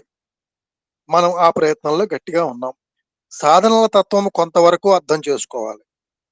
కొన్ని రకములైన జపతపాదులు, యజ్ఞయాగాది క్రతువులు కూడాను స్థలపాలి. లేకపోతే భగవత్ ప్రేమగా, భగవత్ స్వరూపంగా నిరూపిస్తూ సమాజ సేవ అయినా చేయాలి. జపతపాదులు, యజ్ఞయాగాది క్రతువులు కూడా ఉండాలి. అవి అందరూ చేయలేరు. సమాజ సేవ అయినా చేయాలి. భగవత్ ప్రేమగా చేయాలి సమాజ సేవ. అందరి యందున్న ఆత్మస్వరూపుడు ఒక్కడే అనే సత్యాన్ని మనకు మనస్సుకు తెలపాలి. దైవత్వం అనేటువంటిది సర్వత్రా ఉన్నది అనే సత్యాన్ని కూడాను దానికి బోధించాలి, దీనికి మనస్సుకి. కాబట్టి సర్వత్రా భగవంతుడు అనేది మనస్సుకి గట్టిగా బోధించబడేటట్లుగా ప్రవర్తించాలి. మన దృష్టికి ఒక చిన్న కాగితపు మొక్క గాని, మట్టి కుండ గాని, అట్టి మరి ఒక పదార్థం గాని ఏదో అల్పంగా పనికిమాలినదిగా కనిపించవచ్చు. వాటినన్నిటినీ దైవ స్థాయికి తీసుకుపోయే ప్రయత్నానికి మనము పూనుకోవాలి. అంతేగాని ఉన్నత స్థాయి అందున్న దైవత్వాన్ని అధమ స్థాయి పదార్థం వరకు తీసుకుని రాకూడదు. అనగా చిన్న పెద్ద అని కాదు, ప్రతి ఒక్కటి దైవము అనేటువంటిది మనస్సులో పెట్టుకోవాలి. తక్కువ స్థాయి అందున్న అటువంటి పదార్థములన్నింటినీ ఉన్నత స్థాయికి కొనిపోయే ప్రయత్నమే మనము చేయవలసిన సాధన. భగవంతునిగా అన్ని చూసామంటే మనం ఉన్నత స్థాయిలోనే చూస్తున్నామని అర్థం. You may worship A picture as God, but not worship God as a picture. అనగా కాగితము కూడాను దేవుడే, ఈ మైక్ కూడాను దేవుడే, ఈ టంబ్లర్ కూడాను దేవుడే, పుష్పములు కూడాను దేవుడే అని ఈ క్రింది స్థాయి పదార్థములన్నింటినీ కూడాను ఉన్నత స్థాయికి కొనిపోయేటటువంటి ప్రయత్నం చేయాలి. దురదృష్టవశాత్తు ఈనాడు మనము దేవుడే పేపరు, దేవుడే మైకు, దేవుడే టంబ్లరు అని అతనిని ఉన్నత స్థాయి నుంచి క్రింది స్థాయికి కొని వస్తున్నాము. ఇది సరైన మార్గము కాదు. మనము ప్రతి మానవుని యందున్న ఈశ్వరత్వము ఏకత్వమైనటువంటి దివ్యత్వమే అనే సత్యాన్ని గుర్తించుకోవాలి. ముఖ్యమైనటువంటి ఇదనమాట. ప్రతి మానవుని యందు ఈశ్వరత్వమే ఉన్నది. ఇదే మనకు ఏకత్వం ఉండడానికి అర్థము. అందరి యందు కూడాను నీ ఆత్మస్వరూపాన్ని నీవు దర్శించడానికి ప్రయత్నించాలి. ఇది ఏ ఉపరతి చేసేటువంటి ఒక ఉపకారము. ఎదుటివారి కంటి పాపలో మన యొక్క ప్రతిబింబం ఉంటుంది, మన కంటిలో ఎదుటి వారి యొక్క ప్రతిబింబం కూడా ఉంటుంది. కనుక ఇద్దరూ ఒకటే, అందరూ ఒకటే. ఇక తితిక్ష అనగా సుఖదుఖములను సమముగా భావించడం. ఇందులో సమత్వాన్ని మనము అభివృద్ధి పరుచుకోవాలి. ఇక్కడ ఎట్టి పదార్థమునకు గాని వ్యక్తికి గాని భిన్న భేదములు మనము నిరూపించకూడదు. చీకటి వెలుతురులను గాని శీతోష్ణములను గాని మంచి చెడ్డలను గాని సమచిత్తముతో అందుకోవటానికి మనం ప్రయత్నించాలి. అందుకే ఒక్క మాటలో ద్వంద్వములు కూడాను ఏది వచ్చినా మనకది దైవ ప్రేరణతోనే వచ్చాయి, మన కర్మఫలాల ద్వారా జోడు చేసుకొని అని దాన్ని రెండింటిని ఒకే రకంగా మనం స్వీకరించగలిగే స్థాయి. ఇవన్నీ కూడాను కేవలము కాల మార్పులతో సంబంధించేటువంటివే కానీ ఇందులో ఏ విధమైనటువంటి మార్పులు కావు. శరీర మార్పులు కానీ, ప్రకృతిలో వచ్చే మార్పులు కానీ, పరిస్థితి ఏదైనా సరే కాల మార్పులతో వస్తున్నాయి తప్ప మనకి అవేమి ప్రత్యేకంగా సంభవించేవి కావు. కాలంతో పాటు మార్పు సహజం. కాల మార్పులతో సంభవించే మార్పులను మనము సత్యముగా భావించి ఇవి సత్యం. గుడ్డిని బిడ్డ మరి వార్ధక్యం పొంది పోవటం కూడా ఇది సత్యము. భిన్న భావములు కల్పిస్తూ వస్తున్నాం. మంచి పదార్థమే కాలము మార్పు చేత చెడ్డగా గోచరిస్తూ వస్తుంది. నేడు మంచి పదార్థంగా ఉన్నది రేపు చెడ్డగా ఉంటుంది. ఈనాడు చక్కగా పాకము చేసిన భోజనము 3 దినముల తర్వాత ఒక విధమైన విషంగా మారిపోతుంది నిలవ ఉంటే. అంతవరకు పోనక్కర్లేదు. నిత్యానుభవంలో ఉన్న ఒక విషయం ఉదాహరణగా తీసుకుందామని చెప్తున్నారు స్వామి. ఈనాడు రాత్రి మనము చక్కని ఫలమును భుజించాం, తెల్లవారేటప్పటికి అది మలంగా మారిపోతుంది. ఈనాడు రాత్రి ఫలము మంచిదని భావించాం, రేపటి దినము బలము చెడ్డదని భావిస్తున్నాం. ఈ మంచి చెడ్డలకు కారణము కాల వ్యత్యాసము, ఆ కాలముతో అది పొందినటువంటి మార్పు తప్ప పదార్థము ఒకటే.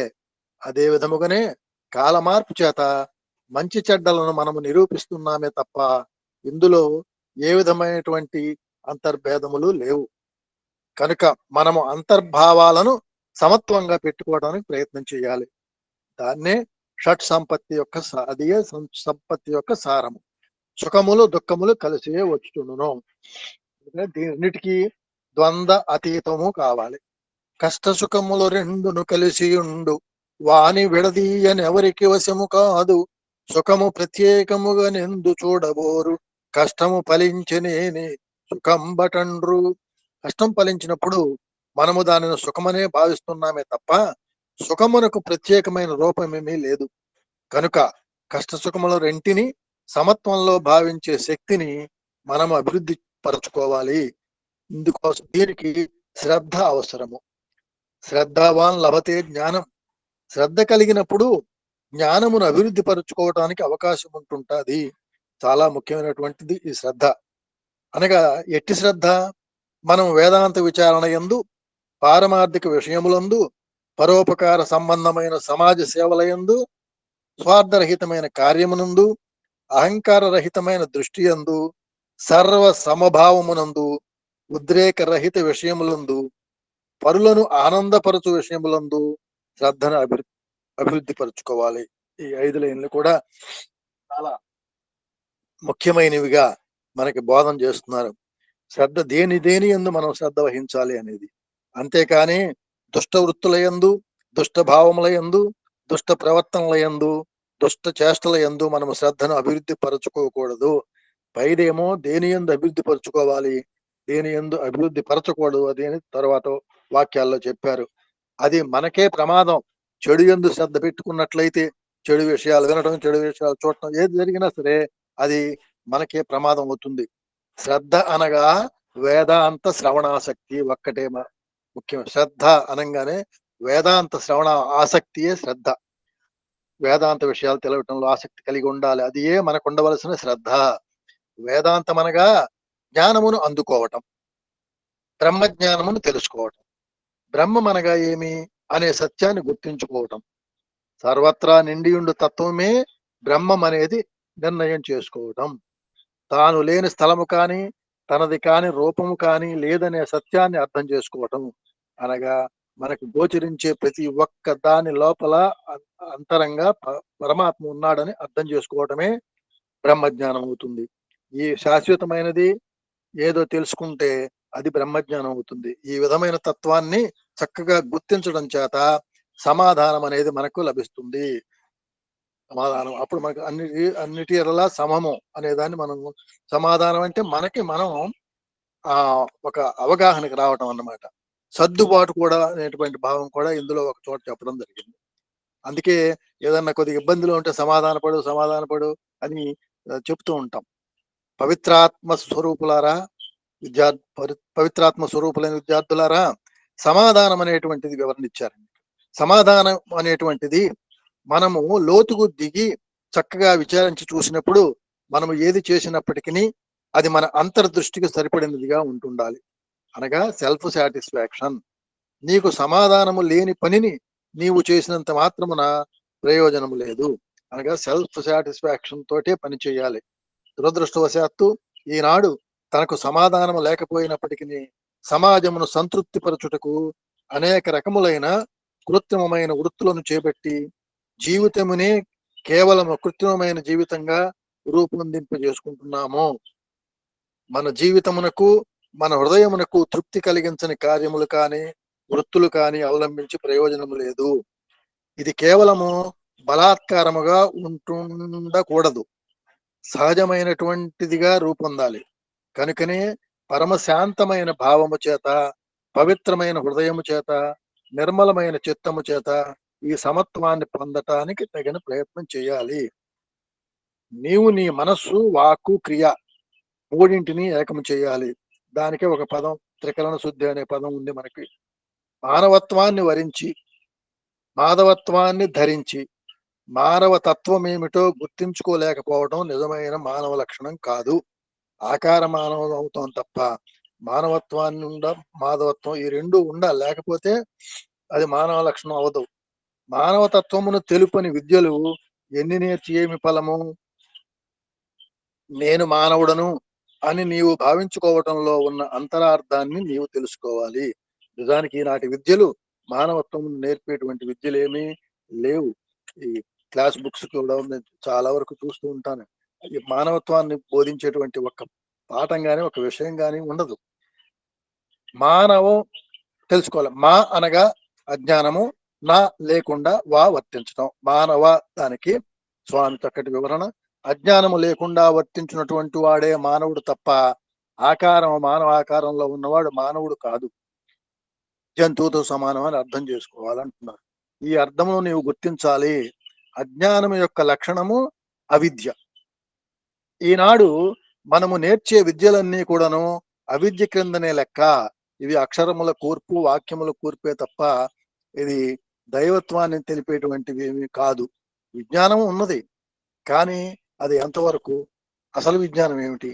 ఇప్పుడు విద్యలన్నీ కేవలం పట్టకూటి నిమిత్తమై ప్రోగు చేసుకున్నటువంటి విద్యలు. అవసరమే.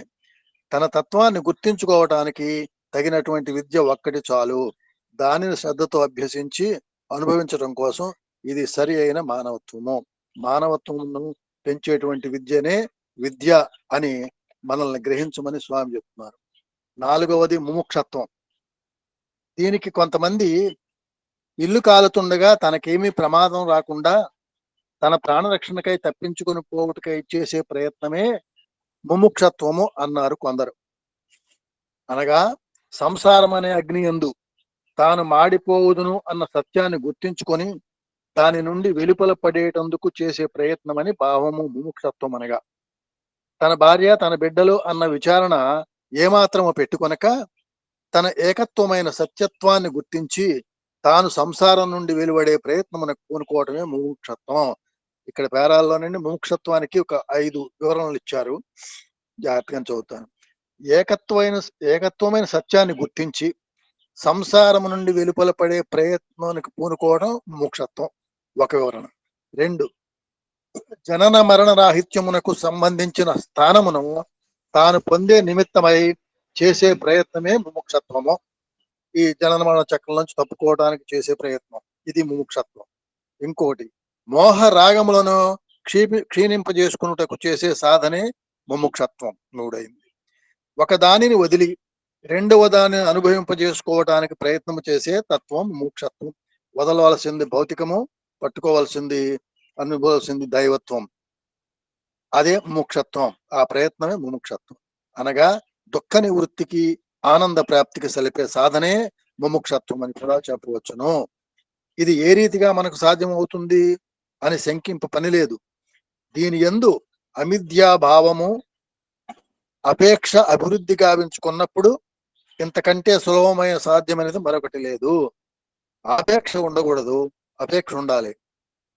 అలాగే అమిథ్యాభావము, ఈ మిథ్య, ఇదంతా మిథ్య అని తెలుసుకోగలిగితే ఈ 2 కూడా అభివృద్ధి చేసుకుంటేట ముముక్షత్వం తేలిక అవుతుంది అంటున్నారు.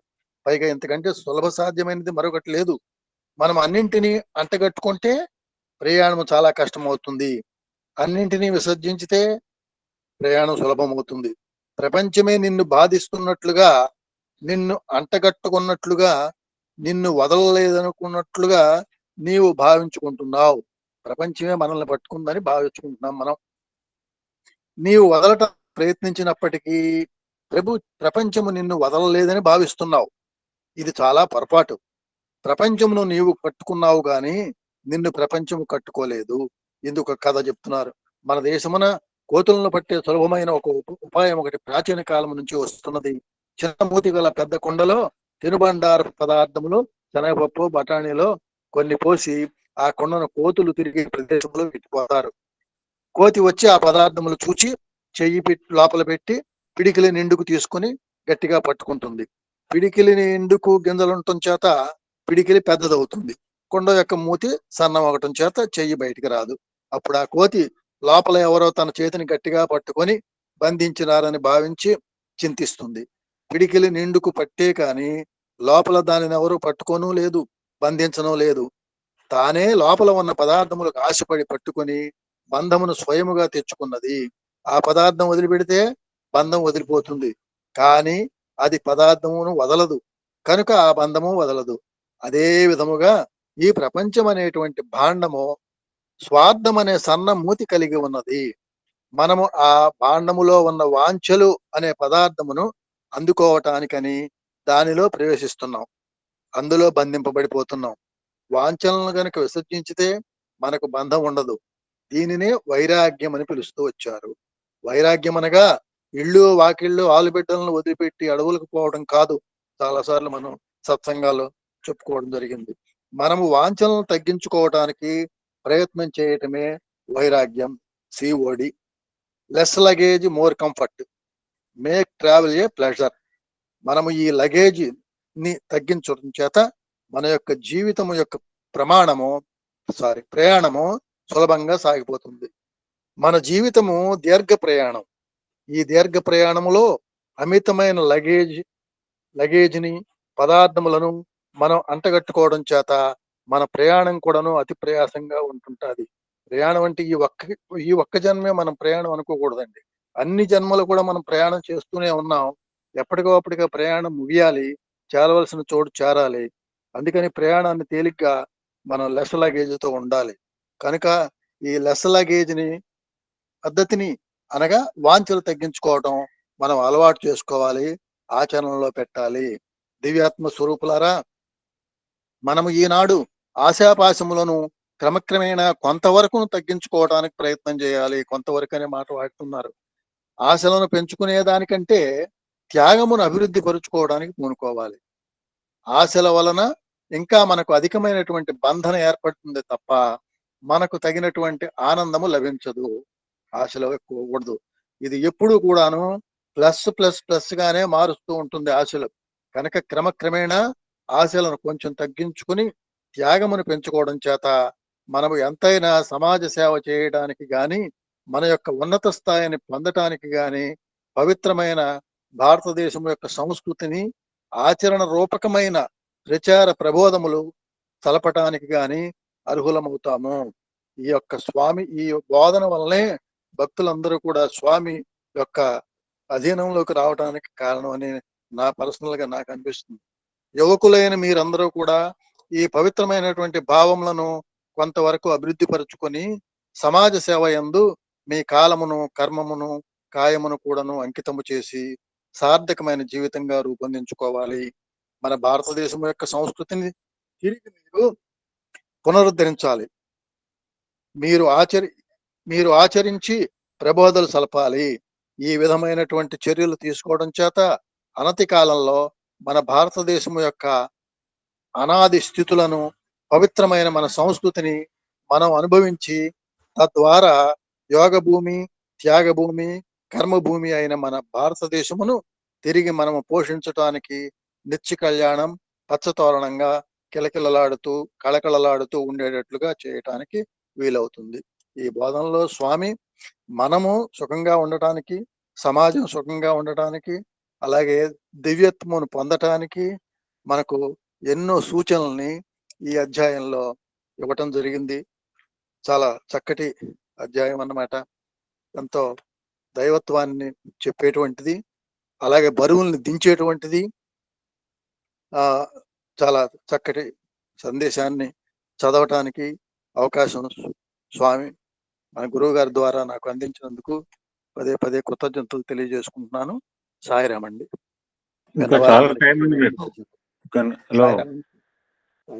సాయిరామ్.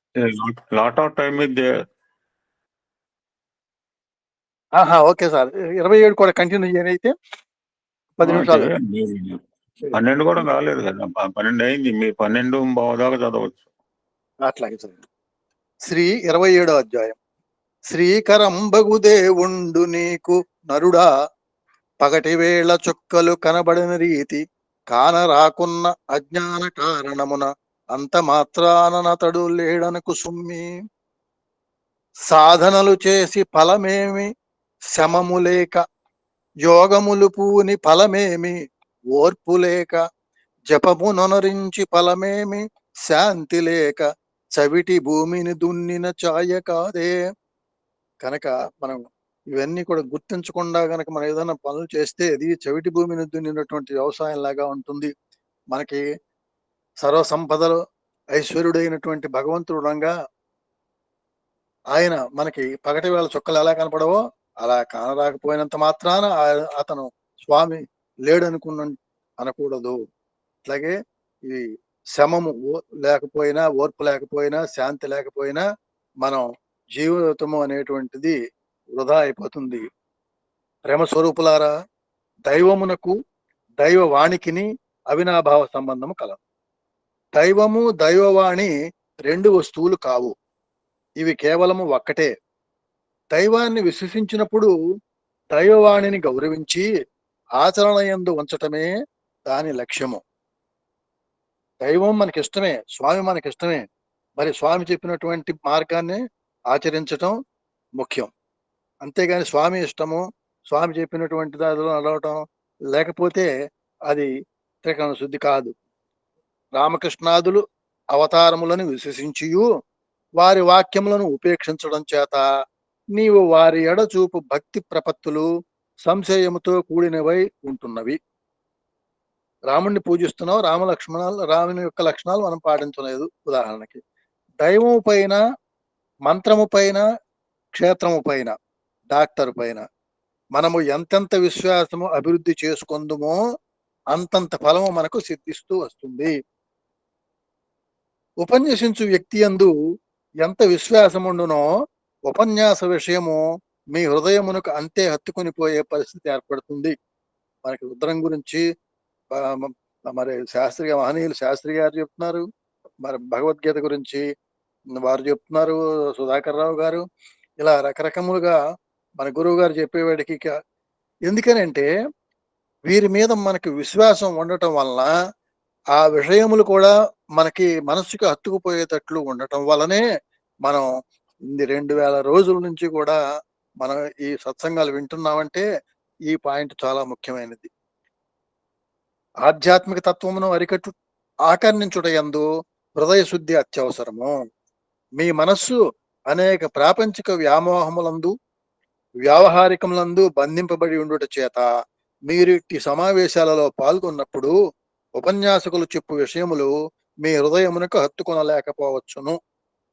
కనుక మొట్టమొదట మీ మనస్సును ప్రాపంచిక వ్యవహారముల నుండి మరల్చి దైవాత్మయందు లగ్నపరచే ప్రయత్నమునకు పూనుకోవాలి. మన హృదయాన్ని కొంచెం డైవర్షన్ మార్చి ఆధ్యాత్మిక వైపునకు తిప్పుకున్నట్లయితే అప్పుడు ఈ ఉపన్యాసములు మనకి ఎంత ఉపయోగపడతాయో అర్థమవుతుంది. ముందు అది చేయాలి. మనస్సుని భౌతికము నుంచి ఆధ్యాత్మికంలోకి మరల్చుకోవడానికి ప్రయత్నం చేయాలి.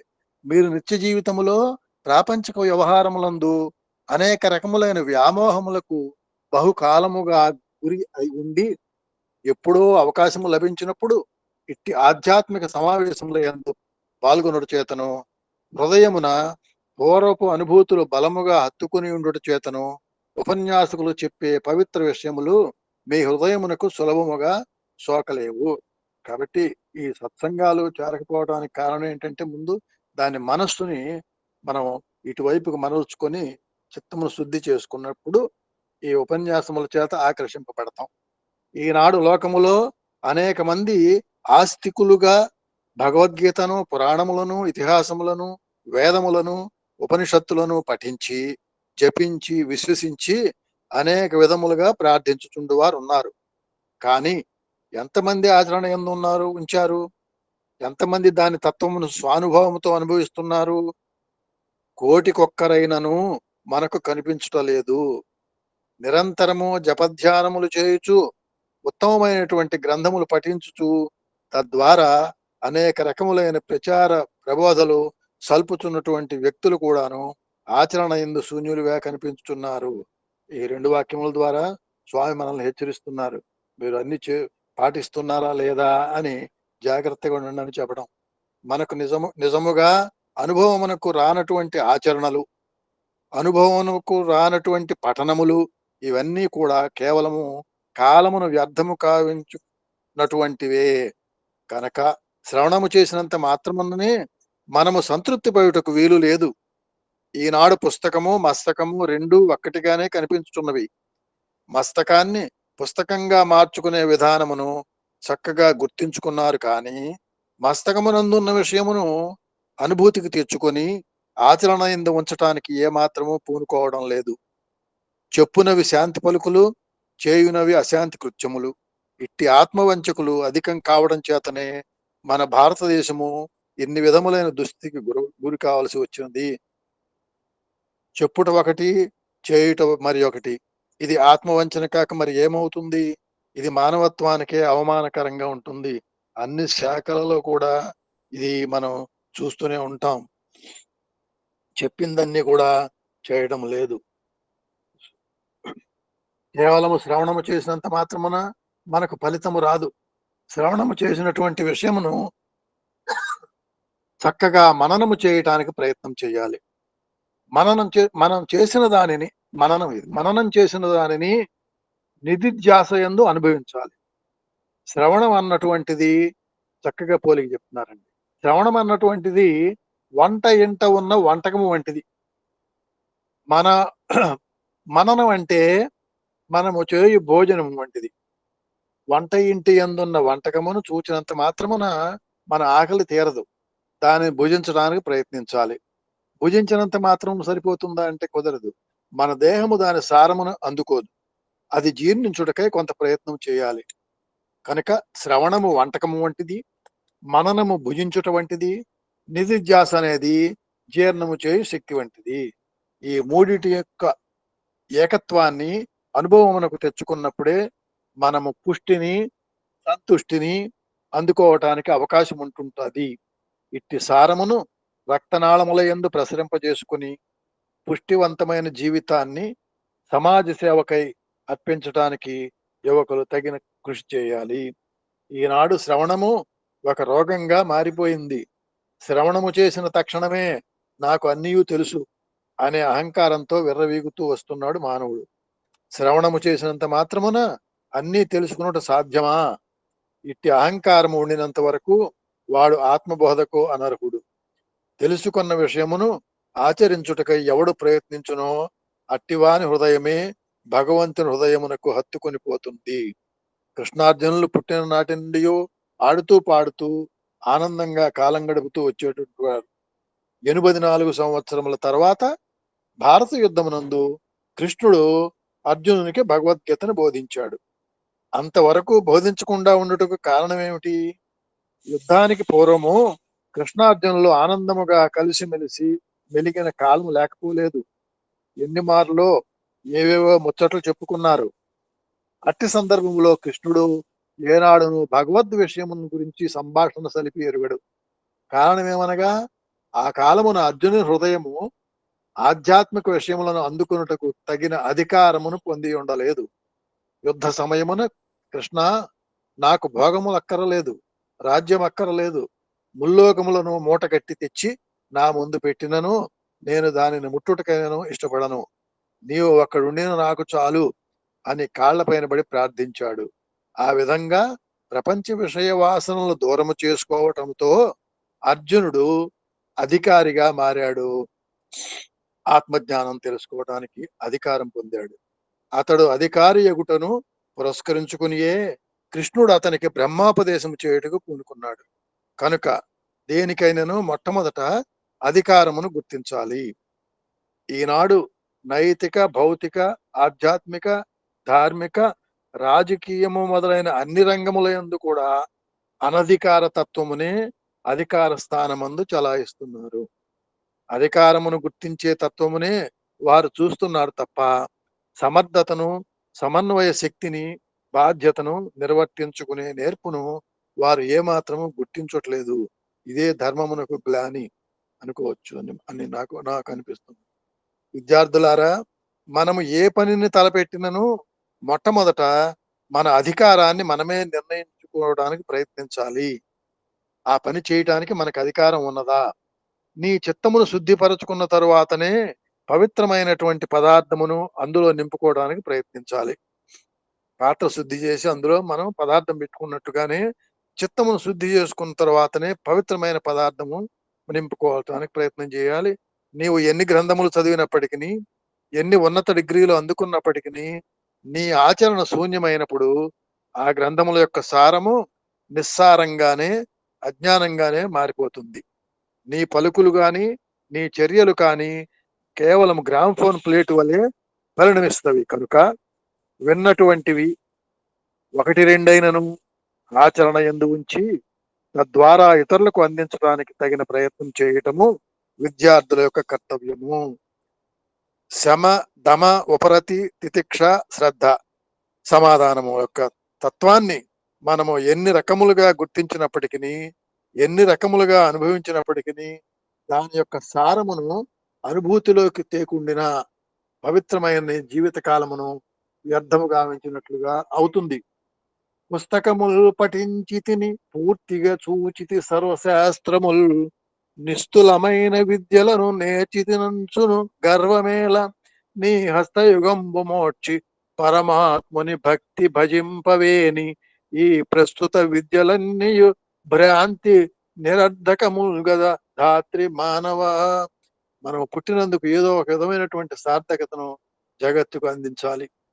నిద్దుల నుండి లేచి మరి నిద్దురపోయేడు దాకా పొట్టకై హద్దును పద్దులేక వ్యయమందగజేయుచు జీవితంబు నీవు విద్యల దారబోసి అరవింద దళాక్షుని విస్మరించి ఏ పెద్ద సుఖంబు నొందితివో ప్రీతిగా యోచన చేయు మానవ. ఈ భౌతిక విద్యలలో పడి కార్యక్రమాలలో పడిపోయి అరవింద దళాక్షుని విస్మరించిపోయి ఉంటున్నావు. దానివల్ల నీవు ఏ సుఖం పొందుతున్నావో ఆలోచన చేయమంటున్నారు స్వామి. రామాయణమునందు తెలిపినట్టుగా ఆదర్శ పురుషుడు కావాలి, ఆదర్శ రాజు కావాలి, ఆదర్శ తండ్రి కావాలి, ఆదర్శ పతి కావాలి, ఆదర్శ సోదరుడు కావాలి. ఇలాంటి ఆదర్శవంతమైనటువంటి జీవితాన్ని లోకానికి అందించినప్పుడే మన మానవత్వాన్ని సార్థకము కావించుకున్న వారం అవుతాము. ఇంద్రియములకు దాసుడవై జగమంతటికి కూడాను దాసుడుగా రూపొందటము కంటే ఆదర్శ మానవుడవై ఒక్క క్షణకాలము జీవించను చాలు. వివేకానందులు, ఆదిశంకరాచార్యులు వారు వారి వయస్సులు ఎంత తక్కువ జీవిత కాలంలో చిరస్మరణలు అయిపోయి లోకానంతటికీ కూడా వారు మరి అంత తక్కువ వయసులోనే వారు ఎంత అయ్యారు, మనకి పూజనీయులయ్యారు. ఆదర్శవంతమైన జీవితాన్ని లోకానికి అందించి నీవు మరణించిన కూడాను సార్థకమే. ఆత్మ విద్యయే విద్య అనగా అన్న సత్యాన్ని మీరు గుర్తించటం అత్యవసరము. దివ్యాత్మ స్వరూపులైన విద్యార్థులారా, మీరు ఇక్కడ అనేక దినముల నుంచి అనేక విషయములను ఆధ్యాత్మిక సిరి సంపత్తులను సాగినామండి. చాలా చక్కటి విషయాల్ని చదవటానికి నాకు లభించిన నేను చాలా ఆత్మసంతృప్తి పొందుతున్నాను.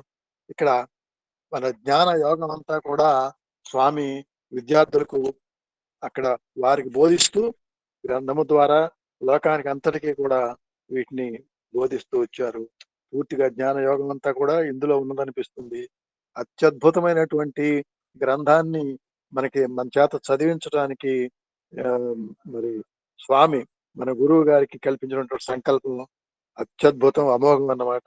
ఇంత గొప్ప పుస్తకం ఉందని తెలియదు.